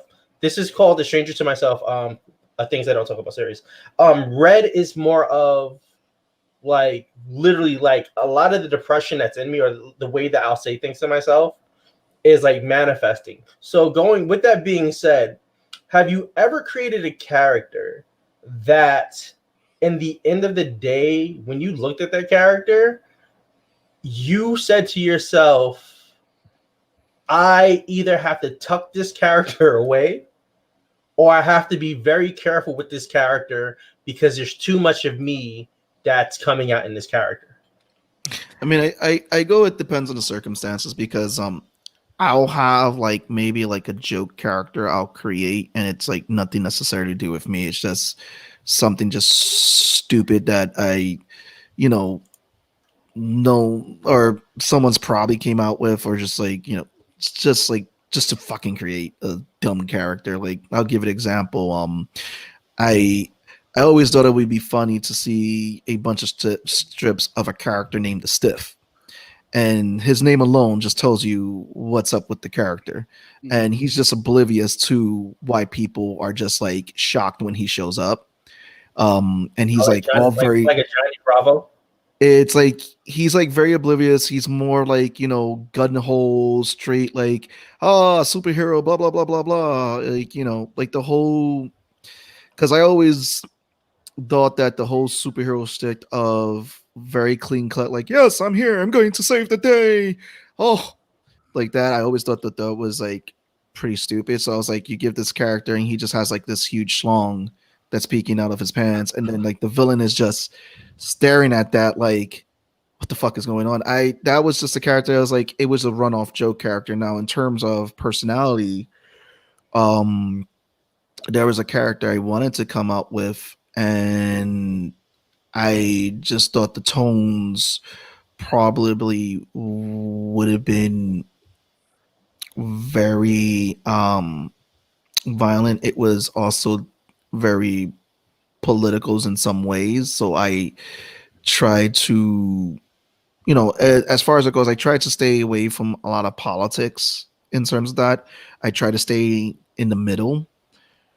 But it's like sometimes I feel like I'll try to carry that in like certain, like there was I still was trying to work this character because like when I first came up with this story a while back, I had a character that was a play on George Bush. It was called Jorge Bush. And I was, because at the time everybody's like Bush was, and this is after Bush left office and all that, they're like Bush was everybody's like Bush was an asshole, blah blah blah, whatever. And I was gonna have him get murdered, like marked like in the second issue of this story I wanted to do. But again, that's a story I put away, toned down. I mean, it's a character I probably could still play with because it's very lighthearted now in that play. But it's something like, like it's getting to that point where it's like, do I get worried if it's going to offend people? Do I get worried if it's going to be like this? Do I get worried it's going to go like that? In terms of personality, I again just try to deep dive in there because people, from what I've seen, don't really buy into characters unless they feel like there's a sense of realism to them. And I gotta kind of be realistic with characters, and at the same time, people go through traumas in everyday life, and I can't be afraid to tackle certain traumas that people are going to go through and all that, and try to bring, like, for example, Todd McFarlane in a way dealt with homelessness. That's a topic people at the time didn't want to deal with. When they did Green Arrow, his ward at the time was a junkie, and that was something to deal with because, again, people have dealt with family members who are junkies. They obviously don't want to talk about that, but at the same time, it's like that is a reality. People go through that. Ant-Man and Wasp at one point dealt with spousal abuse. Like, he abused her. Now we see Ant-Man on the big screen. That's something that's not. That's probably something you're never going to see make it to the big screen, but it was in the comics. Stark was an alcoholic, and nobody talks about that. Yeah, and that's the thing. It's like I want to deal with a sense of realism, like, and it does get to that point where it's like, is this going to be offending people? Is it something that I gotta hold back? Is it something I gotta dial back? And all those stories. Questions are no. Yeah. But it's like, it's just not being afraid to jump into that rabbit hole, because the best stories are going to be the ones that are closer to realism as possible. Anybody else want to pick up on that? So there's not really a character I tuck away so much as, like, I understand, like, who this character is meant to be, and then I choose how much of myself I'm going to pour into that character. So I have a few characters. I wrote a character that was very much like a superhero, like, I want to say like reluctant hero kind of hero. And he was very much like, as I wrote him, like me. Like, he was one of those, like, wasn't a bad kid, just ended up in, like, certain situations, ended up getting pushed in the right direction, but it still ends up in this situation of, like, why am I here? What the fuck am I doing with this kind of thing? And like, even with like, going off with my D&D characters, it's how much of, like, that character is that character and how much of that character is me. Okay. And it's not necessarily, you don't have to necessarily draw a line, because you can find reflections of yourself in your characters all the time. I do it almost all the time. It's kind of figuring out what version or what aspect are you showing. Like, I am very, vocal about me having very different sides of myself. I have 15 different, hobbies and interests and things that I'm into, and, highs and lows and things that I go through. So for me, just to really focus on the one thing doesn't make sense. So when I character create, usually my characters would be reflections of a particular part of my life, or something that I'm interested in, or something that would kind of reflect that headspace. Like I said before with the darkness, it's like, yeah, you can be there, just don't stay there. Like, I've written poems that I probably would never show people, but I show them to certain people, knowing that, like, they know that even though this is a poem and I wrote it and it may be about me, it's not about me, if that makes sense. Like, this is just me getting something creative off my chest to kind of explain and convey, like, the inner voices, inner demons, whatever you want to call them. I'm good. This is it. This is just what it is right now. And I can separate myself from those. Right on. I do want to jump in, but I just want to. What was the original question, just so I know exactly what I'm talking on? Jeez. Do you have a character that you ever have to say, like, pull back? You have to, like, be like, I'm gonna keep this one tucked to the vest, kind of. All of my NPCs are close to the vest. Granted, I have to, because I don't want to give away story points, but, like, I mean, like, I like to go all in on the characters, but, like, going all in may mean different things depending on different characters. Like, some characters are all about stealth and deception and charisma and that sort of deal. So it's like, yeah, I'm going all in, so I'm going to be this cagey, cryptic asshole that no one can get a read on, and just going to have to deal with it, unfortunately. Or the outgoing, loudmouth asshole. Like, the Journeyman is a perfect example. Without really even doing anything, I would have to ask the rest of the group, but I feel like the party has maybe a general idea of what the Journeyman's about, but I don't think any of them have a really good read on who they are as a person or a character. But I'm not holding anything back, because that's how they would act and how they would interact with different characters. Now, a lot of the characters haven't pulled that particular, Journeyman aside to have a more intimate, like, one-on-one conversation. A lot of everyone's experiences is them talking to the group. So I feel like it's also one of those deals where sometimes you may not necessarily have to hold back on things, and let, especially if we're talking role playing here, but, like, even when you're reading something, like, I feel like holding back has, like, almost a negative connotation of, like, I'm holding back something deliberate, when in reality, if you're, depending on the type of character it is, like, I hold back, but, like, that's what they would do, and they're not holding back as in, like, I am being selfish, or I'm being deceptive or greedy or some sort of negative deal where it's like I have to hold back, or I have to not tell you everything because it's, probably will protect you in some way, shape, or form, where you should figure this out on your own. I shouldn't spoon feed you this. You'll never learn anything, and you'll never grow as a person or as a character. Whether that, like I said, this is in reading or film or anything like that, a lot of those things where you feel like they're holding back something, it's like, well, yeah, but the holding back is for a purpose. And they're trying, a lot of those characters, for me at least, are trying to teach the other characters, like, look, you're looking at it from this perspective. But what if you just move your perspective slightly over here? How would that change what you would do? How would you go about making the decisions you're making?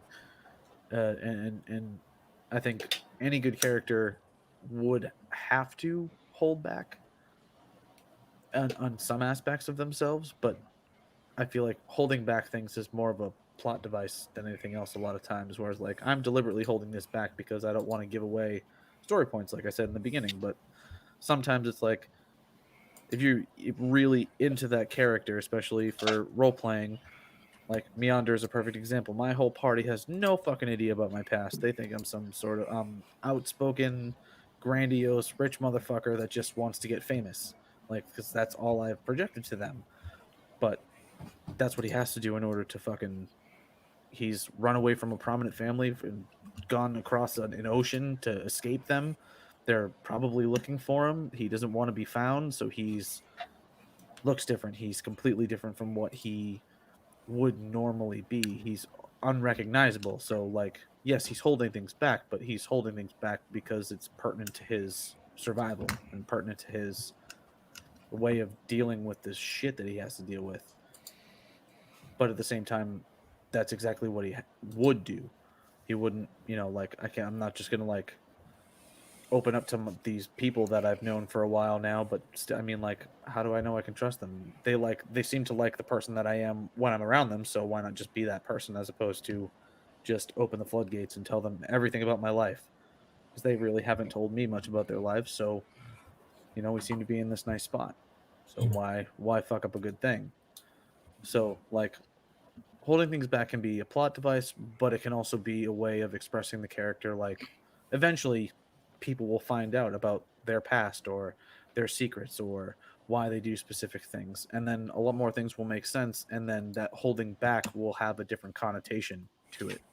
So I feel like it can be a plot device in both a good and sort of a hindering way, if that makes sense.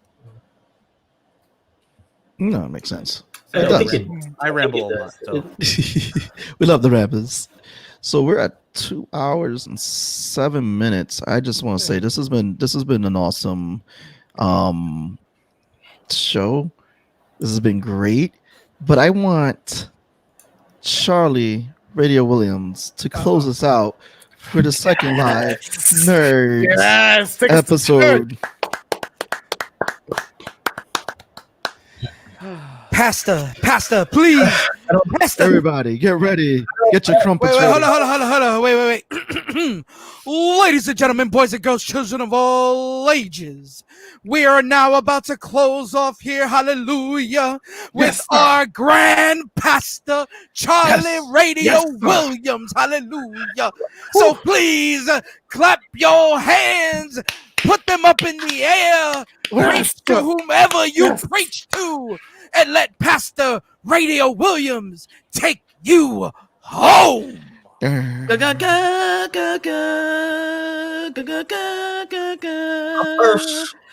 start from the book of Gotham. Oh yeah, Joker 1616. Praise be. And let there be a bat that does not laugh. Oh, he does not. He does not laugh. As I run vigilantly through the city. Chills. We started this night out, Lord of Chaos, giving focus to the 2020 election. of making Yamcha great again. Blasphemous talk right Praise now. be to Yamcha. Praise be. Vice President Blasphemous talk right here. You're just jealous. Well, all in all, what I got to say. Tell him. Tell him. Tell him. I'm passing the tithes right now. I'm passing over to the tithes. Let's go. Guess what? Is wash your hands. Wear your mask. Roll your dice. Roll for initiative. Dun, dun, dun. But don't forget hand sanitizer. And as we close out this sermon of this session, just want to go through some daily announcements. Sister Barbara Jean, Esteros, Rodriguez, Fernandez is doing well. She's in the hospital. She fell victim because she couldn't find a Transformer toy that was supposed to be released on Amazon, and Amazon didn't release it, but they put that shit on back order. Such blasphemous talk. Blasphemous talk. But it's okay. It's okay. She's doing well. She's back on her feet. Brother Johnson, praise be. With help, with donations. I only got about 350. We was able to help him. I got nothing on that one. I'm sorry. I have the character. Oh man, you were stretching. I respect it. I know. And the Lord said you got to rise up. Let's close out. As per my last for one leg, Sean will be Dr. Manhattan. You know, for the record, there's like 2 likes already, and somebody has no heart and dislike this. So you know, but for them to dislike. See, I like dislikes because that means you still watched. You took your time, motherfucker. You can't get it back. It's a view. Even if you're on YouTube and you put up a video and they didn't like it, you still watch. You get that view time. Still watch. Yeah, watched it. I'll take that. And that, Pastor, is how you close it out. Yes. Raise that positivity. It wasn't as powerful as last time. It just wasn't as powerful. I'm sorry. We are running in the middle of the week, so and no coffee. You need more shots. But guys, this has been another live episode of Nerds It Around. We want to bring more to you guys. We want to have more great people on. We want to give a shout out to again Catch the Craze for being on. Follow them. Geektopians. Gang. IAMTBG, Medusa's Cascade. Everything's going on. This past Saturday, and more to come soon. Every Saturday, all the Saturdays. Yep. So guys, make sure you check out Sketchfed Studios on YouTube. My boy Charlie over there, he gonna be doing more videos. We're gonna do a lot of behind the scenes stuff soon, and we're coming back with more shows and things like that. Also, like you said, make sure you check out the G's for Geek podcast. Make sure you check out the Geektopians. There's some great past episodes right there. You know, where we talk about many different things of love and joy. I've interviewed this brother here on some cons, right? And we've had so much fun, right? Guys, check it out. Enjoy, like, share, subscribe, comment, critique, do whatever you got to do. And if you want to see us play Among Us, play Dungeons and Dragons. Watch this. Leave a comment like, yeah, you want to see us all play Among Us. Yeah. No, we should play other stuff. Everybody's doing the Among Us stuff. We should do our own thing. So let's sell out. We're going to sell out too, all right? Just like we're selling calendars. We're selling out. So make sure.